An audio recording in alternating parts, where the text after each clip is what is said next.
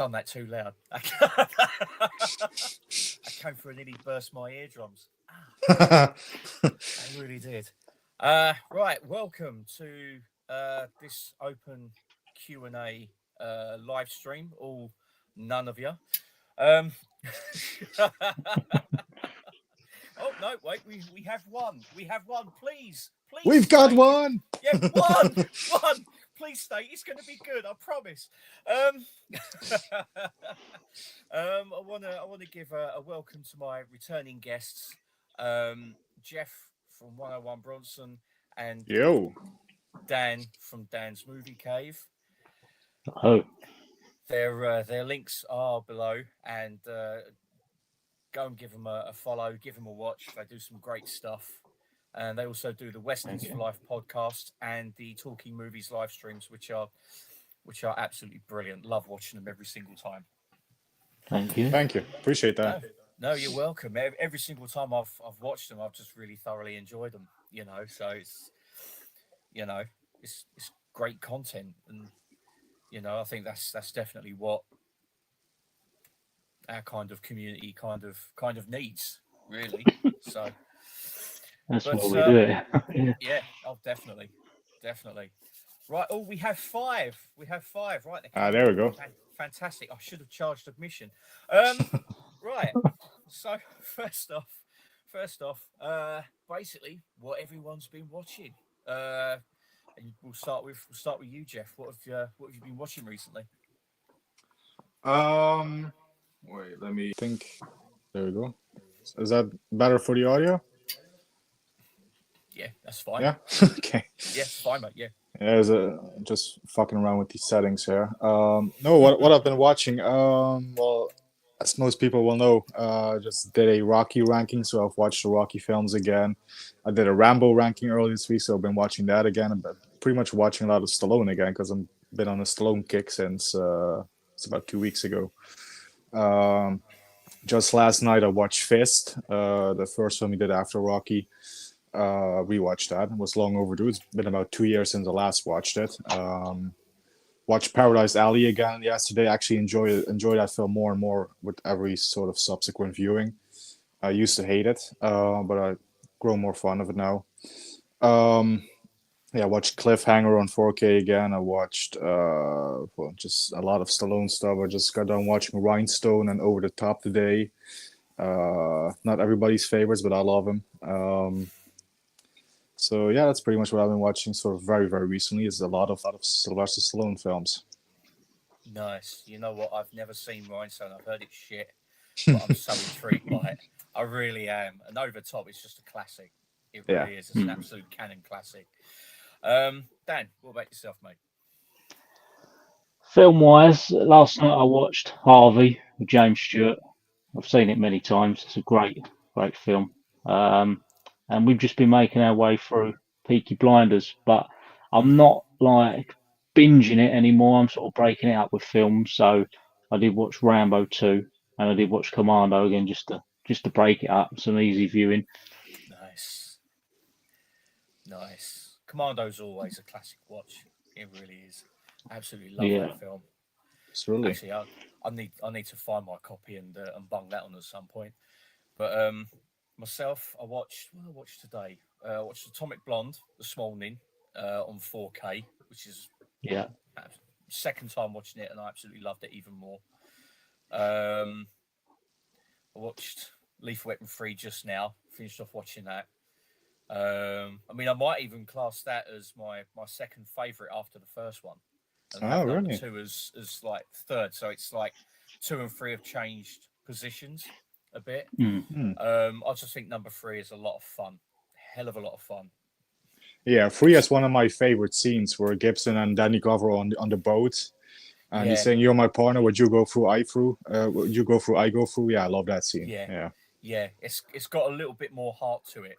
Yeah. With that, I think, and as I say, I just think it's a lot of fun, especially when he's on the motorcycle, like chasing the bad guys, and he ends up doing that stunt off the end of the uncompleted highway. It's absolutely fantastic. What else did I watch recently? Oh, I've done the 31 Days of Horror. well, near enough 31. I think I made it to about 26, 27 days because there was a few days I missed out. Still a lot. Some, Yeah. yeah, some classics and a couple of not so classics, like what was it? Witch Trap. I loved it as a kid. Hated it on this viewing, and I looked at it and I thought I wasted 10 quid on this shit. Watched Halloween 4, which I actually quite liked. Watched it for the first time. Halloween 5, Yeah. which I don't mind 4. No, number 4 was really good, really well done. Number 5 though, just ugh. But yeah, that's pretty much it, really. Event Horizon, absolute classic. I like that. Brilliant film. Right, we've got a few comments, so we'll get to those and then see what's next. We've got Cy Robson here saying hi from the one. The first in the chat. Yes, hi Cy, hope you're well, mate. We've got Gareth Video Tasty, so I see Clark Griswold, Rocky, and Spectre James Bond. What is that supposed to be Dan looking like Daniel Craig, or? Yes, yeah. The only thing is, I haven't got a station wagon at the front with a Christmas tree on top, and I haven't got a chainsaw in the garage.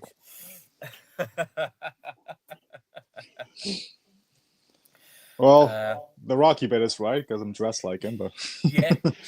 I see that all that Rocky Sylvester Stallone clobber that you had on in your video. Yeah, it's great stuff. Absolutely great stuff. I mean, just for Gareth, I would have put this on, but I don't have to waste for it. So yeah. Are they like a 28 or something? Yeah, 29-inch waist. Stallone's size during the film was 29-inch waist.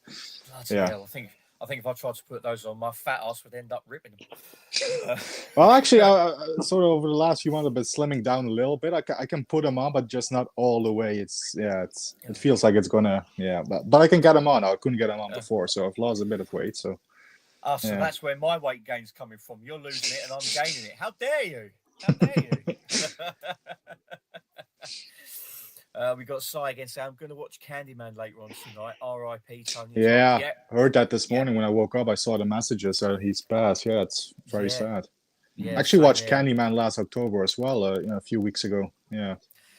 I must admit, I didn't go a lot on Candyman. I really didn't go a lot on it. But I must admit, I did like him in Final Destination as the coroner. I believe so. Yeah. A bit of a like a psychic philosopher, coroner, wasn't he? Yeah, strange character. Yeah, really, really liked it. And it's a shame that he's passed. It really has. I mean, we're losing so many legendary people. Yeah, this year has been crazy. Yeah, it's been horrible, and I hate to think who's going to be next. Yeah, but here he is, the man himself, Carlos. Hang on. Carlito. Hi, buddy. He says, "Hi, Mike. Have a great live stream with Daniel and Jeffers. Is it fancy dress live stream tonight?" Why, yes, it is. Except I haven't got the Jason hockey mask though that he wears in Christmas Vacation, which is a shame. Oh yeah. And Gareth says, "I could have got into those shorts when Rocky 3 came out." Really? You had a 29-inch waist? Wow. When did it come out? It was 80. 82. Yeah. 82. Maybe 83 for the UK, but Gareth would know more about that. He always looks up the release dates. But, yeah. Yeah. I'm gonna have a look into that because I know Rocky 4 was 85. 85. Yeah, I got the poster right there. November 27th, 1985 was the US 85. release date. Yeah. Yeah. So we must have got it in the new year then, I would imagine. Think so, but still a Christmas movie. Yes, it is. It is. That's a point. Saying about Christmas movies. When do you think is probably the earliest you could start watching a Christmas movie? I mean, for me, I would say probably around this start- time is a good Yeah. place to start. Yeah. Yeah, Dan. So sort of mid to late November, Yeah. definitely. Yeah, I always go on the like planes, trains, automobiles is Thanksgiving, isn't it? So I kind of feel I'll start with that, then I can go into Christmas movies from mid-November, really. Yeah. That's why I I usually don't know watch the when. Rocky films at this time, because Rocky is also taking place at Thanksgiving. So yeah. Yeah. Yeah, that's not a bad shout actually. But you know what? I'm gonna have to throw Die Hard and Die Hard 2 in there. Those are my Christmas movies. Yeah. Yeah. Dan doesn't agree. Yeah. And the first Rambo movie as well.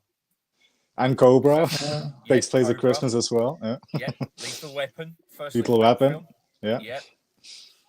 I'm trying to think what other ones, because I know that whenever Shane Black writes a Long Kiss screenplay, Goodnight. Yeah.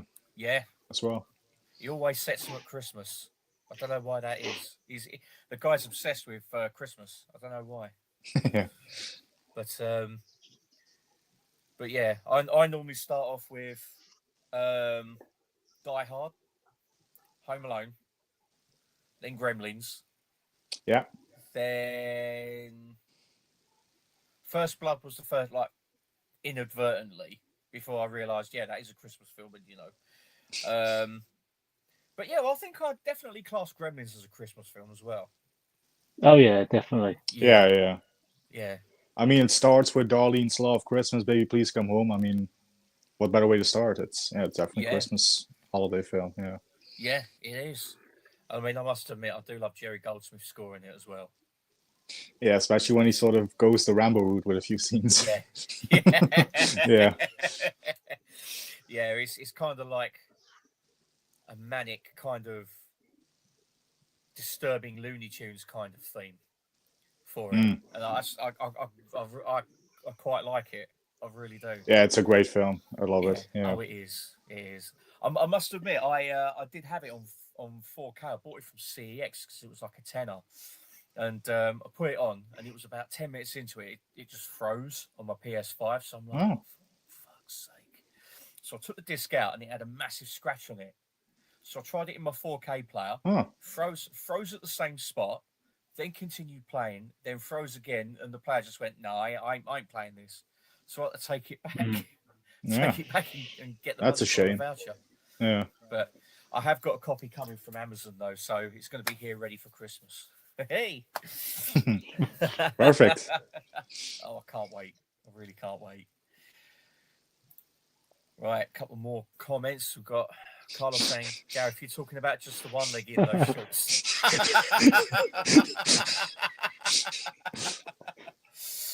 Depends what leg you're talking about. Yeah, I was gonna say. And Cy Robson says, "Kiss Kiss Bang Bang" is Yeah. a good Christmas movie. That's another one. I've not seen it. Not seen it whatsoever. That's pretty good. It's actually not too bad. Yeah. I might have to try and pick that one up at some point. Right. So moving on to this next question. Your release of the year so far. I mean, bearing in mind we're 9 days into November now. Yeah. There's been some fantastic releases throughout the year, and we've still got so many more coming up. You know, I mean, we've got the Terminator coming up. I think it's Monday week on 4K. You've got Galaxy Quest coming up beginning of December, I think it is, and a few other ones as well. But yeah, what's been your top tier release of the year so far, and what's been your second favorite release? Go Jeff first. Well, for Tab, I got to go with the one everyone was waiting for, The Hitcher, Second Sight. Massive, beautiful edition.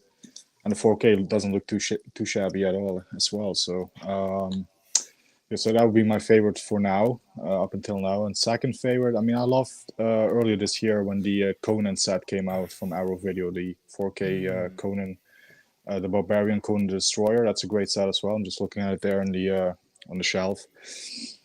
That probably would be my runner-up so far, but there are still some good releases coming out. Demolition Man is getting a 4K in December as well from Arrow, so Yes. yeah, Yeah. we'll see. Yeah. Definitely. Definitely. Dan, what about yourself? Well, as I don't really buy many special editions, I'm content with what I have. But with like I've seen Jeff unbox it, Carlos unbox it. Also, the Hitcher is lovely. I guess the thing that's impressed me most recently, even though I sold it on, because I didn't particularly like the film, was 88's new films in the hard, rigid slip boxes. I think they Mm. are on par with Vinegar Syndrome. I bought Mm, that Legacy of Rage, and I just thought the film was a little flat for me, but the releases are lovely. I think 88 with them, and what's the other ones they put out, like Hanny Calder. I think they've yeah. really stepped up their quality. I think they're, Mm. yeah, for me, I know they put out a lot, but value for money, they're the best at the moment, in my opinion. Mm. Yeah. No, I have to agree with that. I mean, the stuff that they've put out this year alone. I mean, they what was it? Silent Rage? Did they put that out this year? Or was it last year? I think so, yeah. Because Yeah. last year I think it was Code of Silence they put out, so yeah. Yes, it was. Yes, it was. I mean, yeah, um, you had Evolution as well, Vertical Limit, two films which I Yeah, never thought that 88 films would actually put out. You know, yeah, and then as you said, Dan, Annie Calder, and then Roger Moore movies they've done. Yeah, yeah, yeah, Gold yeah, and Shout at the Devil, yeah. yeah. Yeah, I managed to pick up both of them, and I must admit, I do like Gold. It's a very, very good yeah, film. But I find it's a film I can only watch every so often. It's not one that I'd watch all the time Hmm. because you need to really like devote some time to it and that. But yeah, I think personally for me, same as Jeff, I'd say the Hitcher set is probably my my top release of the year so far. My follow up one, I'd say Twister. I'd Ah, say yeah. oh Twister. yeah, I know that. Yeah, Yeah, I know that I release. mean, the Universal recently have been knocking it out of the park with their limited editions. Hmm. I mean, they're one of Atomic Blonde, which I've done a video review of. It's absolutely gorgeous, but I think Twister is possibly that bit better in terms of like the design on the box, um, the original artwork on the steel book and that, and yeah, it's just a fantastic release, and it's a great film anyway. It's Mm. definitely up Yeah. in my top 10 of like my favorite films because it's just you can just put it on and just have a damn good time with it. You Hmm. know, so I'd definitely say Hitcher and then Twister for certain. I was going to say Nightmare on Elm Street, but I thought Twister then popped in my head, and I was like, Twister just Hmm. pips it, I think. Um, but yeah, that'd be definitely my pick. Definitely my pick. So we'll just go Yeah, back to comments. We've got a couple more come through. Cy Robson says, if you start watching Die Hard at exactly 21:57:57, Hans Gruber hits the ground at midnight. What a way to bring in Christmas. I think I would Well, have to bring it. start at 21:50 because I got a smoke break throughout the film, so Yes, yes. Bring it in with a bang. Why not? or a thud and a splat. And Carlos says, any pre-ordered titles coming from you guys? So you know what? We'll go the other way around this time. Dan, you first. You got anything pre-ordered, or you not bothered? no. What I do now is, I'll be honest. The last few times I've been to cinema, I've been highly disappointed. So new films, if it's yeah. something remotely of interest, we just rent on Amazon. And Mm, because I've kind of said, right, I'm not double dipping anymore. I just don't pre-order. It is no. a vicious circle which I refuse to keep up with now. I've said it many a times. I never thought it'd look as good as Blu-ray, so I'm more Hmm. than content. Yeah. I No. mean, it's a depressing thought, but I think I'm 40. Realistically, upgrading all my favourite films, am I going to get the enjoyment out of them again? when you've got so much more else to pay out for. So I have Yeah. to, yeah. Yeah, So no, that's totally understandable, mate. That's totally understandable. I mean, I've gone through my collection, as I say, got rid of films that I don't watch, and some that I'm thinking, right, that's coming out on 4K. Sod it, I'm going to get rid of this one now. So it's, you know, I can't help it. I'm a detail whore. What can I say? It's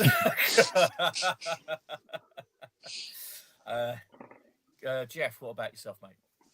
I've got nothing on pre-order at the moment, but I think I will pre-order that Demolition Man 4K, as I previously mentioned. And also, I think December was going to bring us Inglorious Bastard as well. Our video is going to bring us Inglorious Bastard. I think I might Yep. go for that one as well, because everybody knows I do love Tarantino, especially that film. It's one of my favorites. Yep.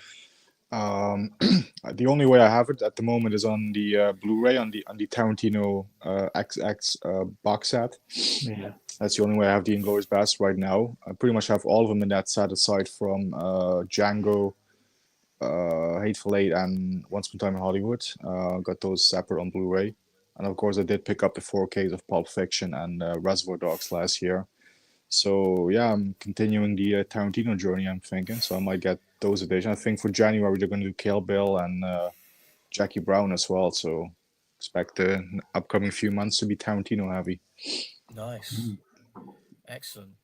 I think the only Tarantino film I've got left now is Inglorious Bastards, because I got rid of the Blu-rays of them, because I was like, am I going to watch them again? No. I mean, all I had was Reservoir Dogs and Pulp Fiction, and I have got Inglorious Bastards still, but I've got the one with like the art cards, and I think there's one of them with like a recipe card or something. yeah, strudel I recipe. think so. Strudel, yeah, that's it. That's it. Yeah, that's it. Why that's did I it. think it was apple pie? I don't know. But yeah, that's the only one of his I've got. Cause Well, it's an apple strudel, so yeah. yeah. Yeah. But that's the only one of his that I've got. I wouldn't mind getting Jackie Brown. That's my favorite, actually, as many know. A little It's- controversial, but I love that film. Yeah. No, I totally understand that. It is a really good film. Really, really good film. I think it's because it's not a Tarantino written, like, it's not a Tarantino script, because it was from Yeah, he took it from the Elmo Leonard book. Yeah, but That's it's it. definitely his dialogue. There's no denying that. But Yeah. yeah. Yeah, but I mean, it's like it's one of those films where I think I enjoyed it because it's not a Tarantino-esque movie. It's from a different source altogether. So I'd be quite happy picking that up on 4K and that. But no, my pre-orders Terminator, because I saw it at the cinema for the 40th anniversary, and Oh yeah. it was fantastic, absolutely fantastic. It was an experience. It's And, crazy that we didn't get it, because a few weeks ago, or maybe last month, they did show T2 again on cinema, which I already saw a few years ago. I was like, they're gonna show T2 and not T1. Like, what's the deal? It's crazy. That's weird. I mean, Yeah. they could have done like a double feature of it. Yeah. I But would have been there for it. Yeah. yeah, definitely. I mean, yeah, I've got that pre-ordered. I'm going to get Demolition Man, and I'm going to get Galaxy Quest as well, Oh, yeah. because I just love that film. It's just I've brilliant. never seen it. You've never seen it? Oh man. No, because it's like it reminds like all starships and stuff, isn't it? It's not my thing. Yeah, it's pretty much, it's like a riff on Star Trek, Yeah. but it is really funny. It is really funny. Oh. It's like kind of homaging Star Trek, but then it's taking the piss out of it at the same time with certain things, and it is really funny. Alan It Rickman, really yeah. is. Yes, Alan Rickman. Alan Rickman. Yes. Yeah, Tim Allen. I'm trying to think who else is in it. Tony Shalhoub, Sigourney Weaver, and a very young Sam Rockwell as well. Oh. It is funny. It is funny.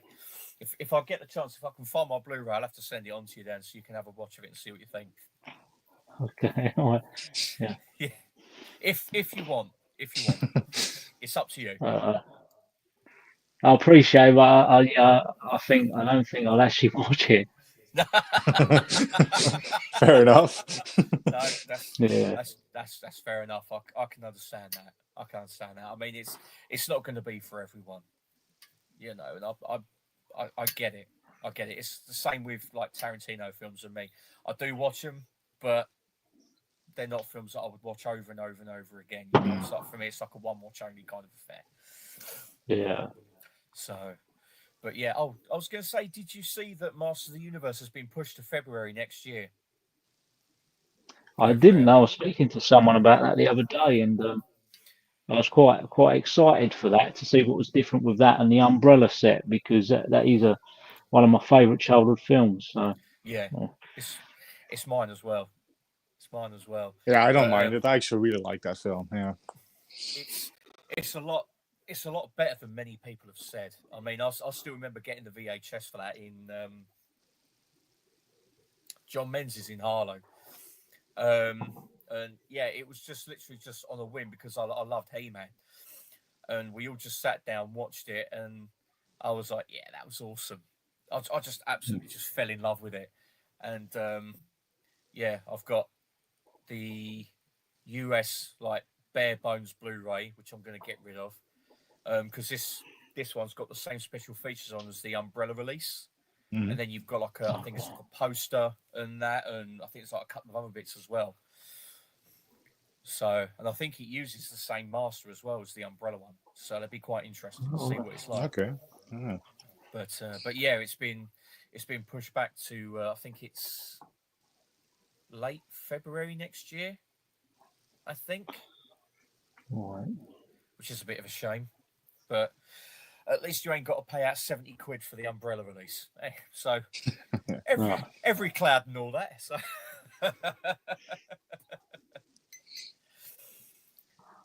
right, we've got Cy Robson says the one film I'm looking forward to getting a physical release is The Substance. I absolutely love it.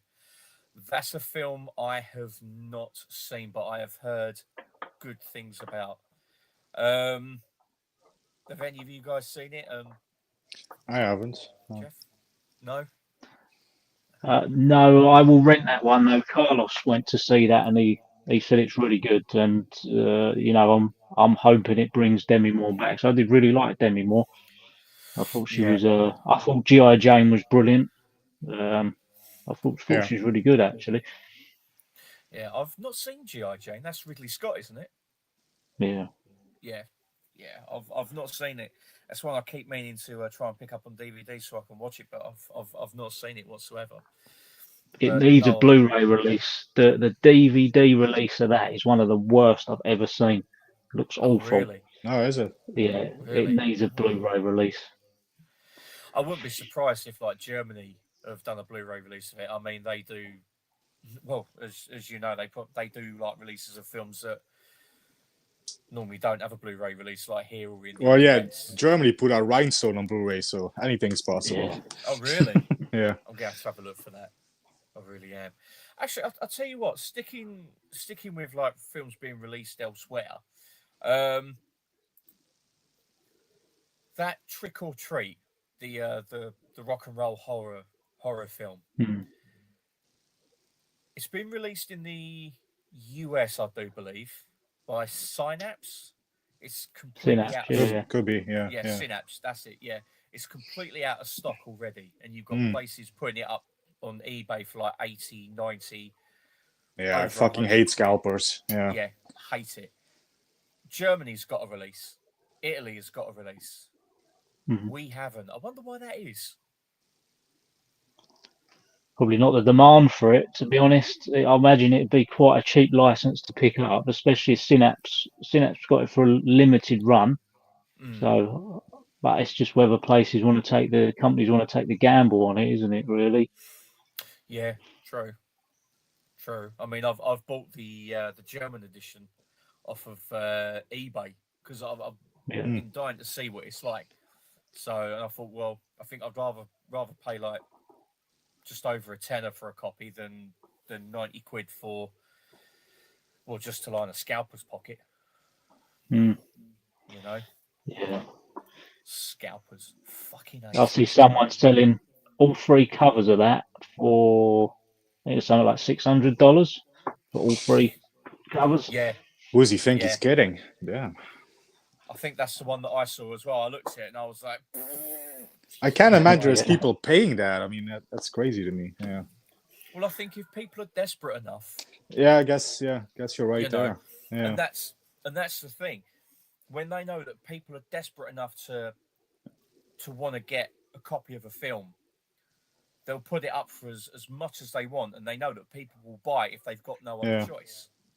You know, but I think all it takes is for people just to do a little bit of research, go onto places like Amazon, and just search there, Yeah. or other avenues and that, and they'll probably end up finding a copy cheaper. Yeah, it won't be on 4K, but it's something.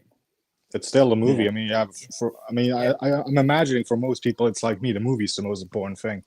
I know Yeah. there's people hung up about the satin and sort of the bells and whistles, but for me, the movie's the main thing. I mean, having some bells and whistles included is nice. I'm not gonna lie about that. You know, but the movie is still the main thing for me. You know, as long as the I'll film is give, a good transfer and stuff. Yeah. I'll give you an example. So I had 5 films I wanted. They was proving really expensive to get them from America, so it was out of print. One was Australian. So I bought 1 American release and 4 Spanish releases. And my experience, Spanish releases are brilliant. And I Yeah. saved 80 something pound by doing Wow. that. And it's the Spanish releases are probably the same print as the American ones, which they normally rip it, or they just rip a on-demand HD stream, didn't they? Yeah. Nothing wrong with I the think Spanish releases. No. No. no. No. I mean, I must admit, the only way for me to get Judge Dredd on Blu-ray, like cheaply, was to get that Ultra Stallone steel pack set with Oh. Cobra, Demolition Man, Assassin's a Specialist, and obviously Judge Dredd. But it was the French release of Judge Dredd, and it came with a load of extras as well, like Okay. exclusive like interviews on that. And when it came to trying to sell the set, I bought the Spanish version. But the thing is, even if you have no subtitles on it whatsoever, it still comes up in Yeah, Spanish, like burned things in. like signs. Yes, yeah, so Yeah. it's like, no. So I've fucked that one off. I got this one. Yeah, that's the I one I paid got. like 12 Got pound for that Yeah, about got a that few Yeah, last months that's year. ago. Similar that's price. Yeah. that's the US one, isn't it? Yeah. Yeah, Yeah. When There's I a few went extras to, on there as well. Yeah. that's right. Yeah. yeah.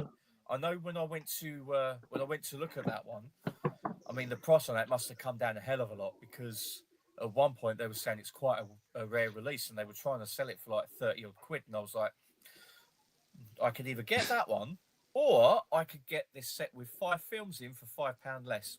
Fuck it, I'll go for that Yeah. one. That's 5 And- films. That's yeah. Yeah, Can't complain and there. Yeah. I've actually got it. Where have I got it? It's this one here. Oh yeah. Oh, Oh, green That screen one. is Yeah, fucking I up know. it, but yeah, I can see it. Yeah. I've seen Yeah. that set on Amazon. Yeah. Yeah, it is a really, really nice set. And I even put, I mean, I must admit, I did switch the discs over. That's the Spanish disc. The Yes Dread. Mhm. What is yeah. Yeah, Something like that. Yeah. where's OS, Dread? US, yeah. Yes, that's it. Yeah, and but I'm actually thinking of just switching them back and just keeping this. Yeah. I'm just fed up with trying to flog it.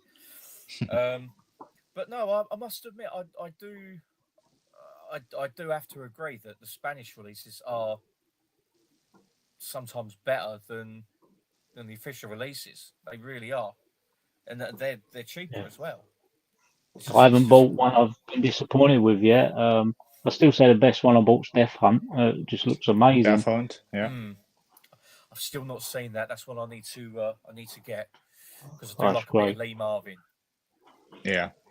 I really do. I've got, what ones have I got? I've got Battle Beyond the Stars as a Spanish disc, and the picture quality on that is, it's like I've just gone out and bought the US Blu-ray. It's a brilliant transfer, it really is. I've got Runaway, and then about a month after that, Yeah. 101 Film said, "Oh yeah, we're bringing it out." Yeah. Bastards. I've got Meteor with Oh, Sean Connery. Yeah. which I must admit, I watched that when I was ill once, and I just couldn't make it through it, but I just fell asleep for it, so I need to give it another go. And I've got the Monster Squad as well, which I still haven't seen yet, and I've had it for about 2 years. That's great. Monster Squad. Yeah, I Great need to watch it. I need to watch it. I really do. But I wouldn't mind trying to get Fright Night Part 2. That's what I want to get next year. Yeah. I've got my eye on a copy on eBay. Yeah, because that's the only way you can get it. It's the Spanish Blu-ray, isn't it? Yeah. Yes. Yeah. It just makes me wonder if someone over here is going to pick up the rights to it and try and release it. I hope so. But yeah, who's, right, we've got Carlos here saying Dan's a liar. He's pre-ordered the 8K collection of the Empire Strikes Back. Yeah, the George Lucas specialized edition, 8K. Yeah. Now 7 hours long with loads of CGI shots inserted. Yeah, a whole new subplot shot entirely in CGI. Yeah. Yeah, with a new droid romance between R2-D2 and the Star Destroyer's computer. Yeah. We've got all things filmed with Yam Yam here. What you guys? Hope Yam well. Yam.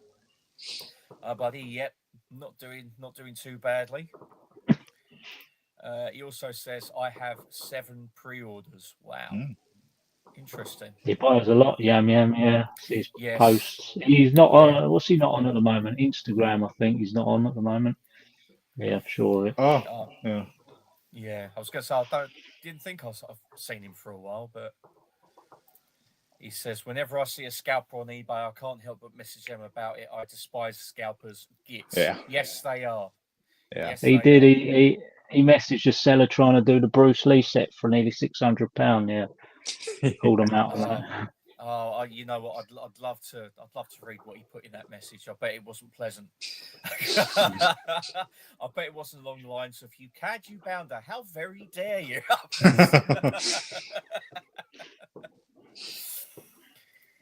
He also says Spanish releases are Boston. I have quite a few. I support them. Yeah, nothing wrong with it. Yeah. Yeah, no, there isn't. I mean, if it's the only way that you can get a certain film. Yeah, why not? Absolutely. Yeah. No, I totally agree with that. I mean, there is a place called DVD Store Spain, and that's what I use for the Spanish releases. Yeah. Well, I did look at them because I was going to get an Eye for an Eye because that's one Norris film I would really love on Blu-ray. I think I had the German one of that. Yeah. German media book. Yeah. Well, I was looking at the German media book, and I think on Amazon, it was either Amazon or eBay, there was one person selling a copy for like 30 quid, and I'm like, I don't know. I don't know, maybe. But it's like, I think it came to like with postage on top. The Spanish version was like about 17, 18 quid, and I'm like, that's a bit too rich for my blood. But I normally end up getting them off of eBay anyway, and they're like a fraction of the price anyway. He also says, I also have 21 Blu-rays from Indicator when the 3 for 15 sales on. Christ on a bike. Fucking hell. On all film noises. Film noirs. Noirs. Yeah. Oh, okay. Right. Excellent. Thanks, Jeff. Okay. No worries. I think my eyes are getting old. I love film noirs, but Indicator's delivery is awful. Ordered them on the 29th of November and still 29th of October. Sorry, I think that should be October then, I think. Yeah. Yes. And still not arrived. No, I did see on their site that with their sale, it does take a little bit longer for stuff to arrive. But no, I think I bought from one of their sales before. I bought, what was it, Comanche Station. Was it Charlie Varick? No, it wasn't Charlie Varick. That's a good film. They did put that out, didn't they? Yeah. I did buy it. I think I have got it, and I still need to watch it. I've got the Sinbad and the Eye of the Tiger with Patrick Wayne. Oh yeah. brilliant film. I still need to get the other two Sinbad films. And there was one other one that I got. First Men in the Moon with Edward Judd. Okay. Based on a H.G. Wells book. Good film. Very, very good Oh, film. quite a few from Indicator. My favourite being Breakout and the start. And where's the other one? The Stone Killer, that's Yeah, probably my favorite. Yeah. Valachi Papers. Yeah. Yeah, they got Valdez some good ones. Horses. Yeah. Mm-hmm. I must admit, I didn't really get on with Breakout, but I think, as always, I probably wasn't in the right frame of mind to watch it. Same with the Stone Killer, so I need to try and give them. Yeah, I got him at the Stone Killer the first time I watched the Stone Killer. I wasn't too big on it. It gets better for me on repeat viewings. Yeah. Okay, I might have to give that another go. Definitely so. Yeah, with the Indicator sales, I mean, three films for 15 quid from their back catalogue. I mean, they're normally pretty good prices anyway, especially in HMV. They're like a tenner each, which I think is bloody good value. You know, I mean, what do you think of Indicator's releases? I think we'll go with Jeff first. I mean, what do you think of their releases? Yeah, for the most part, I don't really have any complaints about them. I mean, I think the only few ones I have are the Bronson titles that they released, and I think I also have their sort of deluxe set of I can't think of the title now, with Jamie Lee Curtis and Road Games. Road Games, that's it. Yeah. Yeah. I have that edition as well. I think I have a few others, but yeah, for the most part, I'm really, really loving that label. I haven't gone into the film noirs yet. It's something I do want to sort of get into. So I think that would be a great place to start because they put out a lot of them. So yeah. Yeah. Okay. What about you? What about yourself, Dan? What do you think of Indicator as a label? I think the first pressings, well, they normally come out £17. Really good informative booklet. I think they're really good. Unfortunately, their catalogue's gone in a direction that doesn't appeal to me, but I think they kind of are cornering a certain market of like the noirs and certain titles. And I do think the 3 for 15, they're unbeatable on that, because you can't even really get in like a HMV standard Blu-rays 3 for 15. So when it's, even though they don't have the booklet, just the effort that goes in, I don't think that the effort that goes into their restorations is maybe as good as some other labels, but they're up there. They're better than Signal One, that's for sure. Yeah, I'd agree. Yeah. Yeah, I have to agree with that. I really do. I mean, if you look at some of Signal One's releases, like Death Race 2000, what's that film with Bud Spencer and Telly Savalas? That Western film. I forgot the name. I was looking for it the other day. Yeah. Reason to Live, a Reason to Die. That's I got the that one. right. Yeah. That's it. Yeah. Yeah. And a few other ones. I mean, I think even Hudson Hawk as well. It's just pretty much bare bones titles. Yeah. Yeah. Really are. There's no special features on them apart from a trailer. I mean, I think there's even a couple of Jerry Lewis ones as well, where it's just trailer and subtitles and that, and it's like, really? Yeah. You know? Yeah. I must admit, it's the same with Final Cut as well. It's like some of their films, they put out a film with quite a few special features, like Killer Clowns from Outer Space. I bought the Final Cut version of that because there was no way I was going to pay 30 quid for the Arrow version. And there was quite a few special features on it. I thought, this is actually a pretty good release. The film, I didn't really go a lot on it. I thought it was okay at best. But it was just the effort that they put into to put the special features on there. But then when you look at Lone Wolf McQuaid, and there's no special features whatsoever, it's like... Yeah, that's a shame.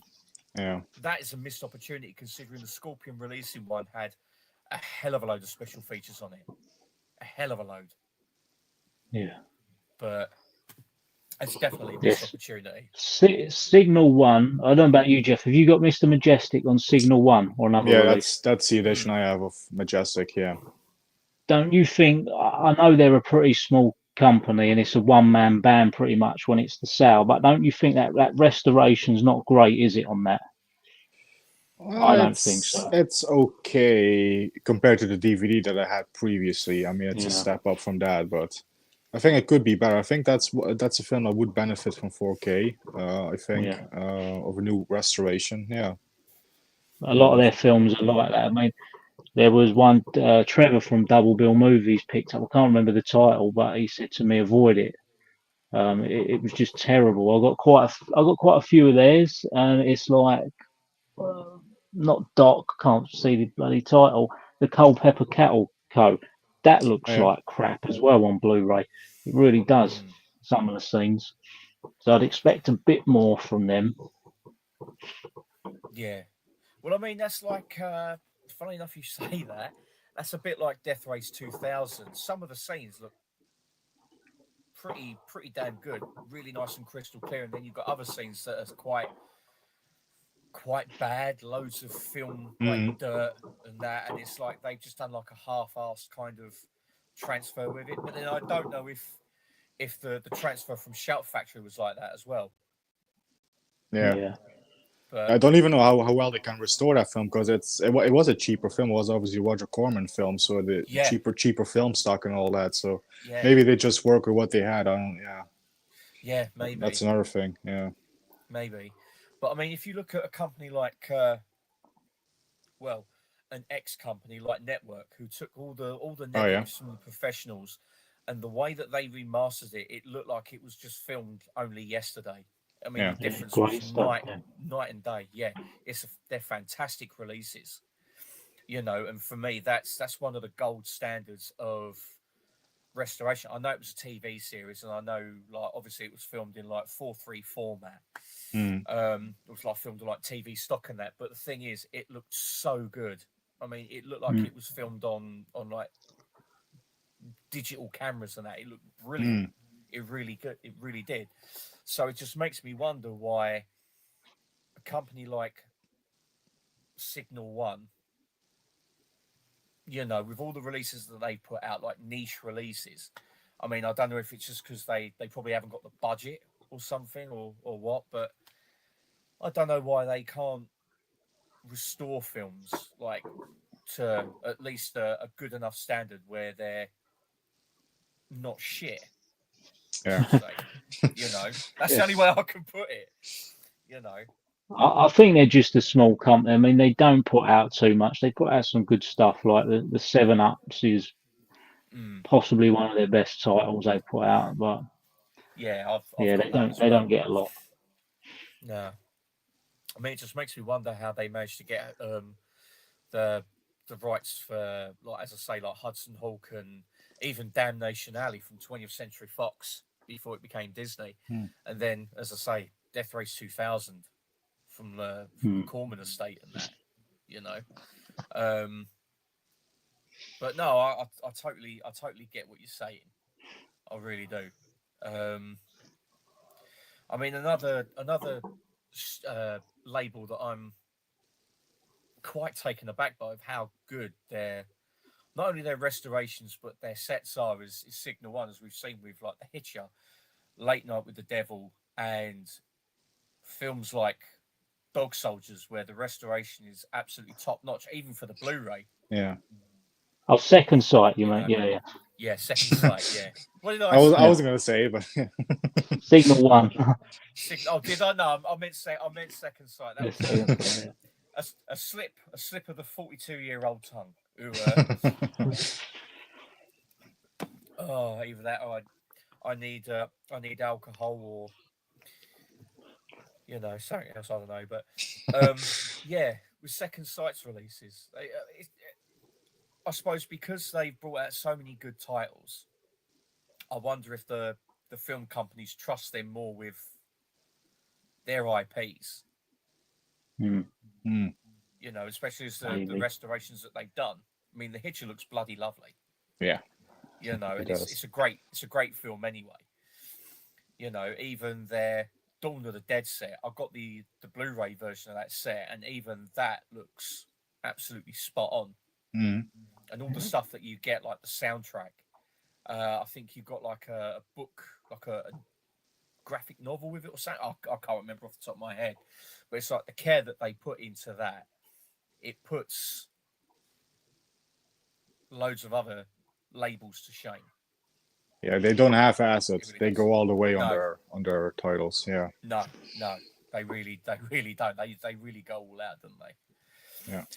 Right, let's go back to the comments. Yam Yam says, 29th of October. Yeah. Yeah, we figured that out sort of. Yeah, I was gonna say I haven't been in my DeLorean yet, and the pre-orders I have is for the Umbrella Terrifier set, Umbrella's Creep set, their Severance set, the Triangle set, Haxon 4K, Slumber Party Massacre 4K, and Prior and Wilder. Oh yeah, that's Indicator. Yes, Terrifier. Who's watched those? Dan, have you watched them or? I do have the first two. Watched the first one. I thought it was quite good, but then I just thought, considering I like horror and slashers, just thought it was too bloody sick. Yeah. I can't tell you really why I turn it off, but it put me in a bit of a mood. It's a weird one, and I've been watching these live reactions of people watching the Terrifier 3, and it just looks another level of violence. And I don't mind violence in slashers, of course, and great kills, but I just think when you're just doing it to be sick for shock value, I think it takes away from maybe the film. So I don't know. I like Art the Clown as well. Like the aesthetic look of him, I thought he was creepy in that diner scene where he comes in and he's just sitting there with his trash bag. But yeah, I think when you're cutting off women's tits and hanging them upside down, sawing them in half, it's just a bit. I don't know. A little bit too much. Yeah. I've not seen them. I've not seen them whatsoever. I was tempted to get the first two in that bloody Euro set, but Saint was just telling me, don't put them back. You probably won't enjoy them. I mean, I do love a good horror film. It's not a genre that I'm deeply enamored with, but I do like a good horror film every once in a while. Yeah. And as soon I'll tell you quickly. Sorry, the only other film that really annoyed me like that was the first Hostel. When you go in and it's Eli Roth who's just having fun cutting that person up. I just thought, I don't like stuff that's, I don't know, it's just a certain sickness to it which is too believable. It annoyed me. I thought in my head, if I walked in, I'd batter his brains in, but then I thought maybe I'm just as bad for just a weird thought. No, I can understand that. I mean, I've the Hostel films aren't for me either. I've just got no interest in them whatsoever. I think when they start doing films like that just because they can, it's like, is that something that you really need to see? I mean, obviously, too sick. Yeah, I mean, I know there are people out there who do enjoy them, and more power to them, fair play to them for getting enjoyment out of them. But it's not something that I could watch. It's the same with the Terrifier films as well. After putting it back on the shelf, I was like, you know what, not kind of interested in watching it. And then after reading about 3 and what happens in it, I'm like, yeah, that's a road too far. That really is a road too far. So I don't know if I could do it. I say my mum absolutely loves horrors, but she's got her limits. It's like the new Halloween films, when for her, it enraged her so much she was stopping people on the way out from the cinemas for saying, like, why has it gone that far? Like, why is he coming out like the Terminator and killing 10 firemen in that fashion when that's not what it was about? Just because you can do it, don't do it. Yeah. It just makes you wonder. It really does make you wonder. But what about yourself, Jeff? Terrifier. Have you seen them? I've only seen the first one. Still have to get on the sequels, but I'm not in a rush. I mean, I liked it enough, fine enough, but not in a big rush to go into the whole series now. So Yeah, no, that's understandable. That's understandable. The creep set. I'm wondering, is that the one from? Oh, what's her name? She's she was in Run Lola Run, and Franca Potente, I think her name is, where she's in like the London Underground at night. She gets locked. She gets locked in the underground. That's the one I'm hoping it is, because we haven't ever had a Blu-ray here, only in France, and I think that's a really good British horror film. Creep, if it's that I've one. only, if it is, that might be a set to get. I mean, I've only ever seen it once. I had the DVD years ago, and I can't remember too much about it, but I do remember liking it at the time. But I'm just wondering if, like, if I watch it now, how am I going to feel with it? So it might have to be a film I pick up on DVD first, and see if see if my taste of it has changed. It was kind of a spike in British horror then. You had some good ones, you had like Descent, it was kind of a bit of a spike. So I think it'll hold up. Yeah. Yeah, I hope so. I hope so. What about yourself, Jeff? Creep. I haven't seen it. You haven't seen it? I haven't seen that one, no. No? It's might be worth checking out. See if you like it or not. Okay. Yeah, it's good. It really is. Severance. Is that the one? Is that the one where it's got Danny Dyer, Toby Stevens, and what's her name, Laura Harris? Yeah, I've only ever seen it once, and I laughed my head off at it. It was so funny. It really was. But you know what the thing is? I know it was good. I know it was funny, but for the life of me, I can't remember anything about it. They went on it was like a work team building experiment. They went out to like woods and that. So yeah, it's stupidly funny, some of that. That's it. I know I've got the DVD here somewhere. I'm gonna have to dig it out and try and watch it. Well, I hope I have anyway. What about yourself, Jeff? Severance. Have you ever seen it or? Never even heard of it. No. No. Might be worth picking up the DVD and seeing what you think. It really is. British humour, so yeah. It's, okay. Yeah. From what I remember, it's very British humour. Triangle. Now is that the one? Does ring a bell. That's yeah, Melissa George Triangle. That one on the ship. That's a good film. Good horror film. I know I've got the Blu-ray. I just haven't watched it yet. I think I paid £2.48, and I've had it for a good few months. I still need to watch it. But Haxon. What's Haxon? I don't know. That one does sound familiar, but yeah. But you know what? I misread that and thought it was Hexen. I was going to say, oh, they made a film of the Hexen game, and then it's like, oh yeah, that's always I was thinking that. Yeah, and no, it'd be great if they made a film of the Hexen games. That'd be absolutely brilliant. But I've never heard of Haxon whatsoever. Slumber Party Massacre. Mm-hmm. I do think I've seen that one. I think I've seen that one. I've never seen it. I've heard of it, but I've never seen it. I know they done 2 sequels, didn't they, in the 90s? Was it the 90s or recently or something? I've seen 1 sequel and 1 remake, but the original one, I like that guy going around with. You remember the old drills, but you have to wind it up by hand. Oh yeah. It's all right. It's not great, but it's kind of a must-have slasher for the collection. Okay, I might have to try and give that one a go. What about yourself, Jeff? Slumber Party Massacre. Yeah, I have seen that one years and years ago. I actually do need to pick that up for the collection, actually, so I'm gonna look out for that one. Nice. Now he says it's a set, so I'm wondering if they've actually got it bundled with the sequels as well.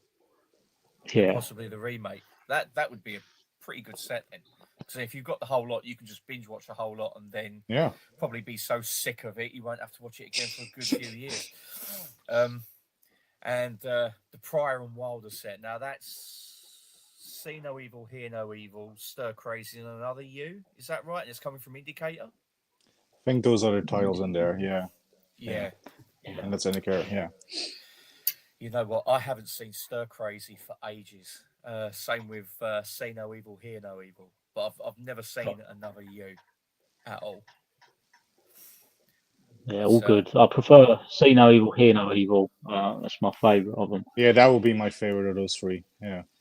Yeah, I've heard many people say that that's their best film together. Like followed by Stir Crazy, and then like I think Silver Streak on the Train. Is that the one? Silver Streak? Is it a train or? I think. Yeah, there's one missing. I'm sure it's that's the film missing. Which I think so. should have been in there. Yeah. I did see a load of comments saying that Silver Streak should be in there, but you know what?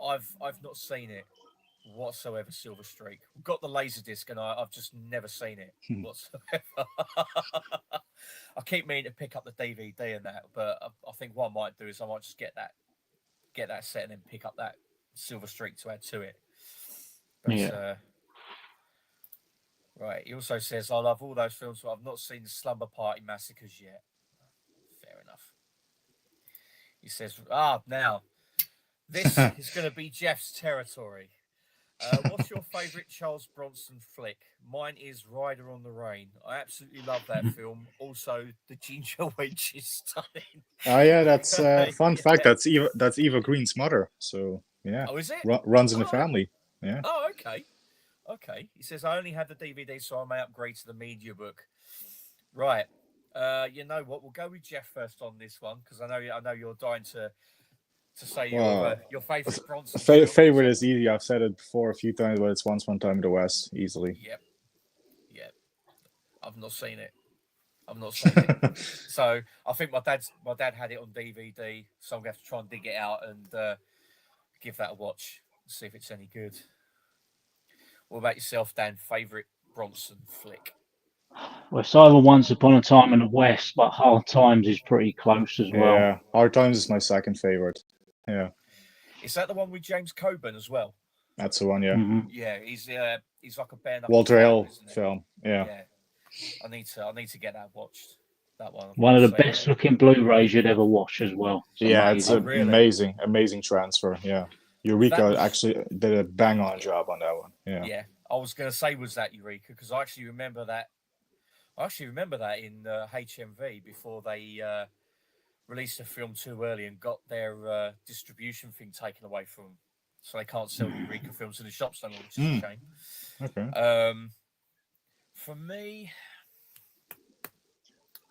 I don't know. That's a difficult one. I mean, it's a toss up between Death Wish 1 and 3. Great Escape. Even though he's not the main star in it, I still consider it a Charles Bronson film because, you know, he's just fantastic in it. I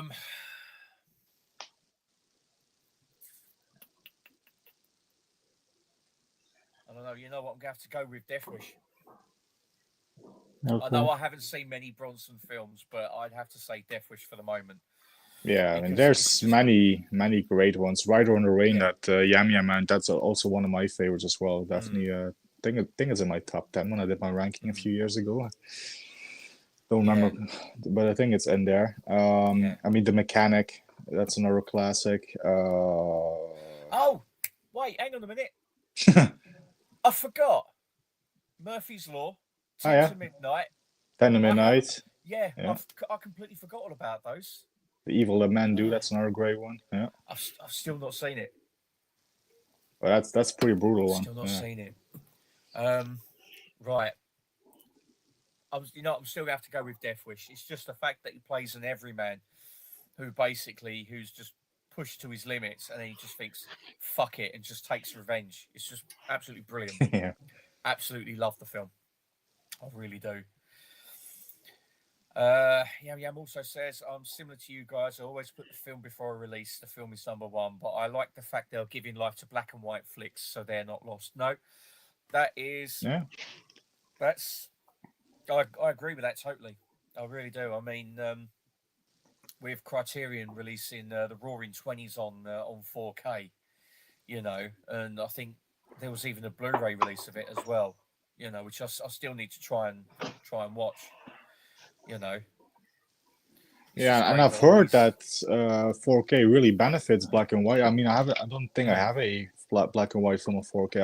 I think I should pick up like Raging Bull or something to check that out. But Yeah, I've heard it's really great for black and white films on 4K. That there's something there with the transfer and stuff. It's yeah. yeah. Well, I've got the 4K of Casablanca, and I Oh still yeah. need to watch it Oh okay. because I see it on DVD. The DVD was pretty good. The old Warner like Yeah. click case DVD with like the cardboard and that. But yeah, I've heard that Casablanca looks absolutely amazing. So I can't wait to see that. Uh, right. He also says Signal One is great when they have the £5 sale on. Very bare bones release, but I'll happily pay a fiver for a film I really want to watch, even if Yeah. it's bare bones. But I wouldn't pay a lot for bare bones. No, Yeah. True. I, Yeah. yeah, I totally agree with that. I mean, I must admit, I got their version of Eric the Viking because I loved the film when I was younger, Yeah. and I stuck it on not long after I bought it, and I was like, actually, this is quite shit. Even though Oh, it was looks that cool. them? Tim Yeah, Robbins, Eric the Viking. I didn't yeah. know it's Signal One. It's apparently a really crap transfer, isn't it? It's not the best. It's not the best. Yeah. It's got both cuts. You've got the theatrical and the producer's son's cut, which is like 80 minutes long, and Mm. there's like quite a few special features. But I just started watching it, and I got to the bit where they go to that island paradise place, and I was like, actually, this is fucking awful, and I sold it on. I got rid of it. It was just biggest pile of wank I've ever watched in my life, and I loved it as a kid. So that's Yeah. you know, and I think that was about £8, so I didn't really lose out a lot. But no, I have to admit their £5 sale is actually pretty good. I think that's probably the limit I would pay for a bare bones release. It's a fiver. Mm. I paid 15 last week for Gorky Park and regretted it. Oh yeah, I see your video on that, It's a and I brilliant film. I just couldn't wait to watch it again. And I thought, oh, £15 and there's no features on there. Like, it's a good film. yeah. Well, didn't you say that there's a release from? Is it Germany? You said that there was quite a few special features on, or am I mixing that up with something else? Yeah, I'm that's probably just another title. Yeah, I've been after Gorky Park for a while, and I don't know if Kino or someone put it out, but I'm sure I see it once, and it was about 30 odd pound. I thought, "No, I'm not yeah, paying that." yeah. No, I wouldn't pay that either. But no, Gorky Park is one that I wouldn't mind checking out at some point. But I'm going to wait till it comes down. I mean, £15's too much for just a film on disc. I mean, Yeah. which is weird considering we used to pay £12 for a video cassette with just a film and a couple of trailers on back in the day, Yeah. like on cassette, you know. Mm, So it's weird, isn't it? yeah. Carlos says, Mikey, have a good stream with Dan and the other guy, and don't mention as the other guy will talk and talk and talk with his tongue out. It'll be a foreign.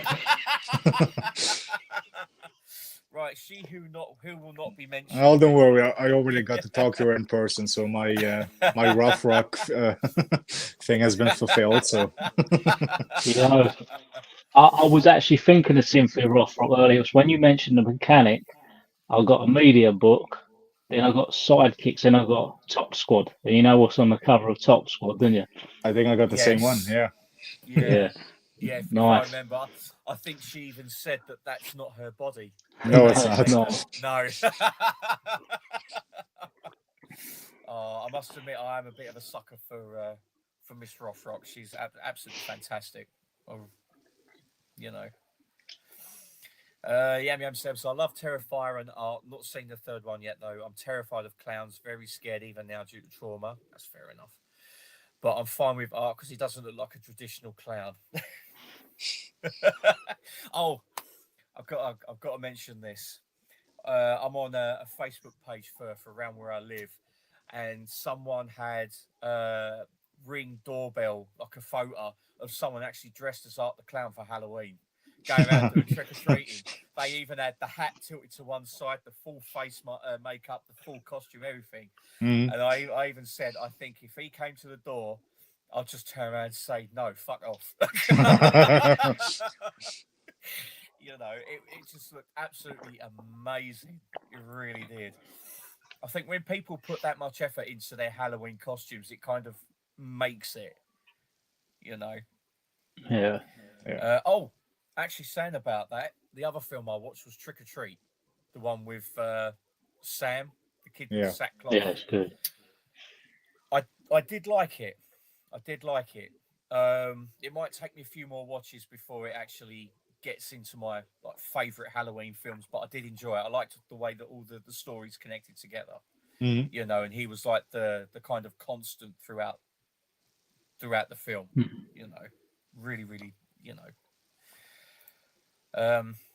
Yam also says, what genre of film would you say you watch more of? I like all genres, but genres I got to more are horror, action, silent films, and noirs.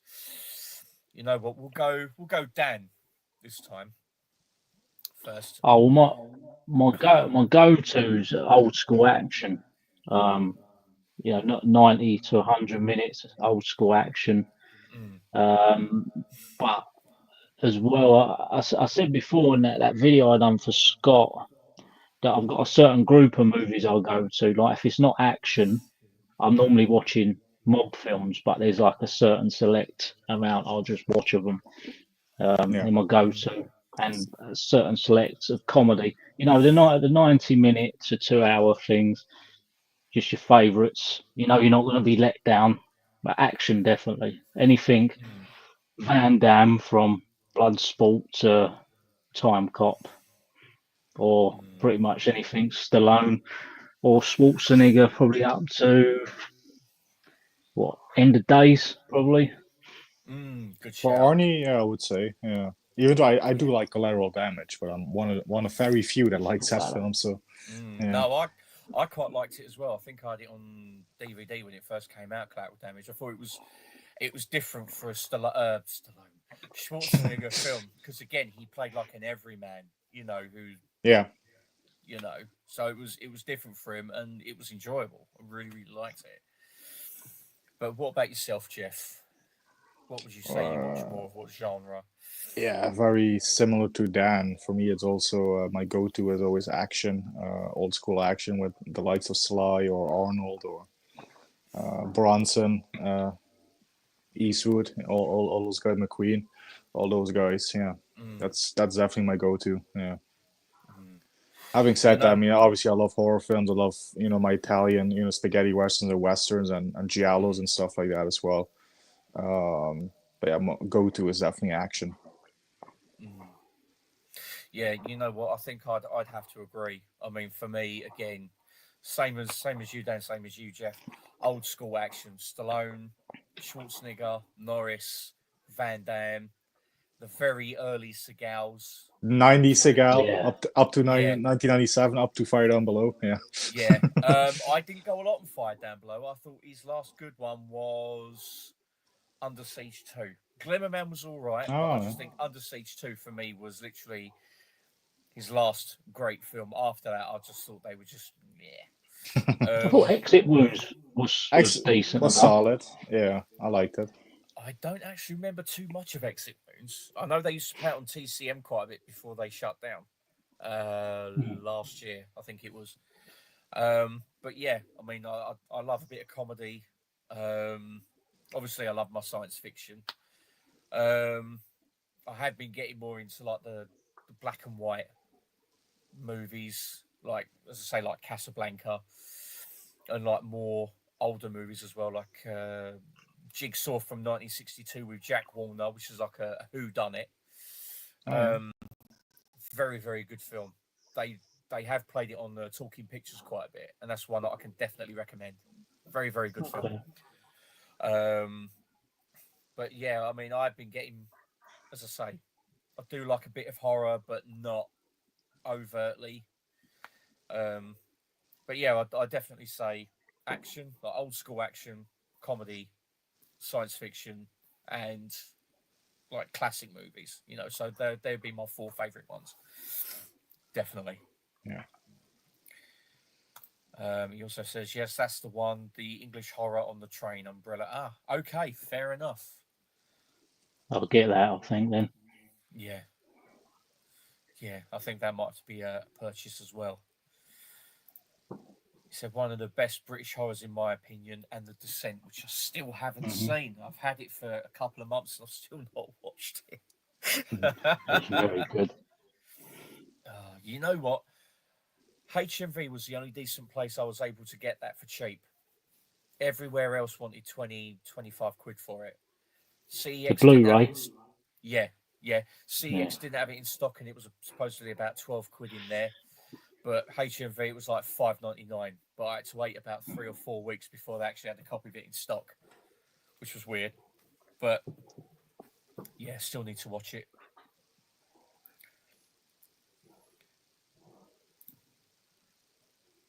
Alan, evening chaps. I don't even know who that is.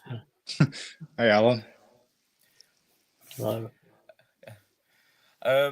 Says, I'm not a Danny Dyer fan, but The Severance is hilarious. Also, Doghouse is hilarious too. Now, is that the one with the village full of vampire women? Or is it werewolf women or something? Yeah. yeah, I think I've seen that one. I quite enjoyed it. That's the one with Stephen Graham as well. and Noel Clark. That's it. Yeah. I think that's quite a hard film to get hold of now, isn't it? Nowadays it is, yeah. Yeah. Yeah, I wish I'd have bought it. Right, so I don't know whether to read this next one or not. Alan's Really back. out. Yeah. Right, he says, if we've got any single women in the live chat, make yourselves known. Don't be shy to say hi. I don't bite unless you want me to. Is Alan a real person or a bot? You know what? I have no idea. I don't have a clue. And I dread to think with that thumbnail. Yam Yam says, Haxon is a 1922 silent horror classic. Beautiful practical effects way ahead of its time. Interesting.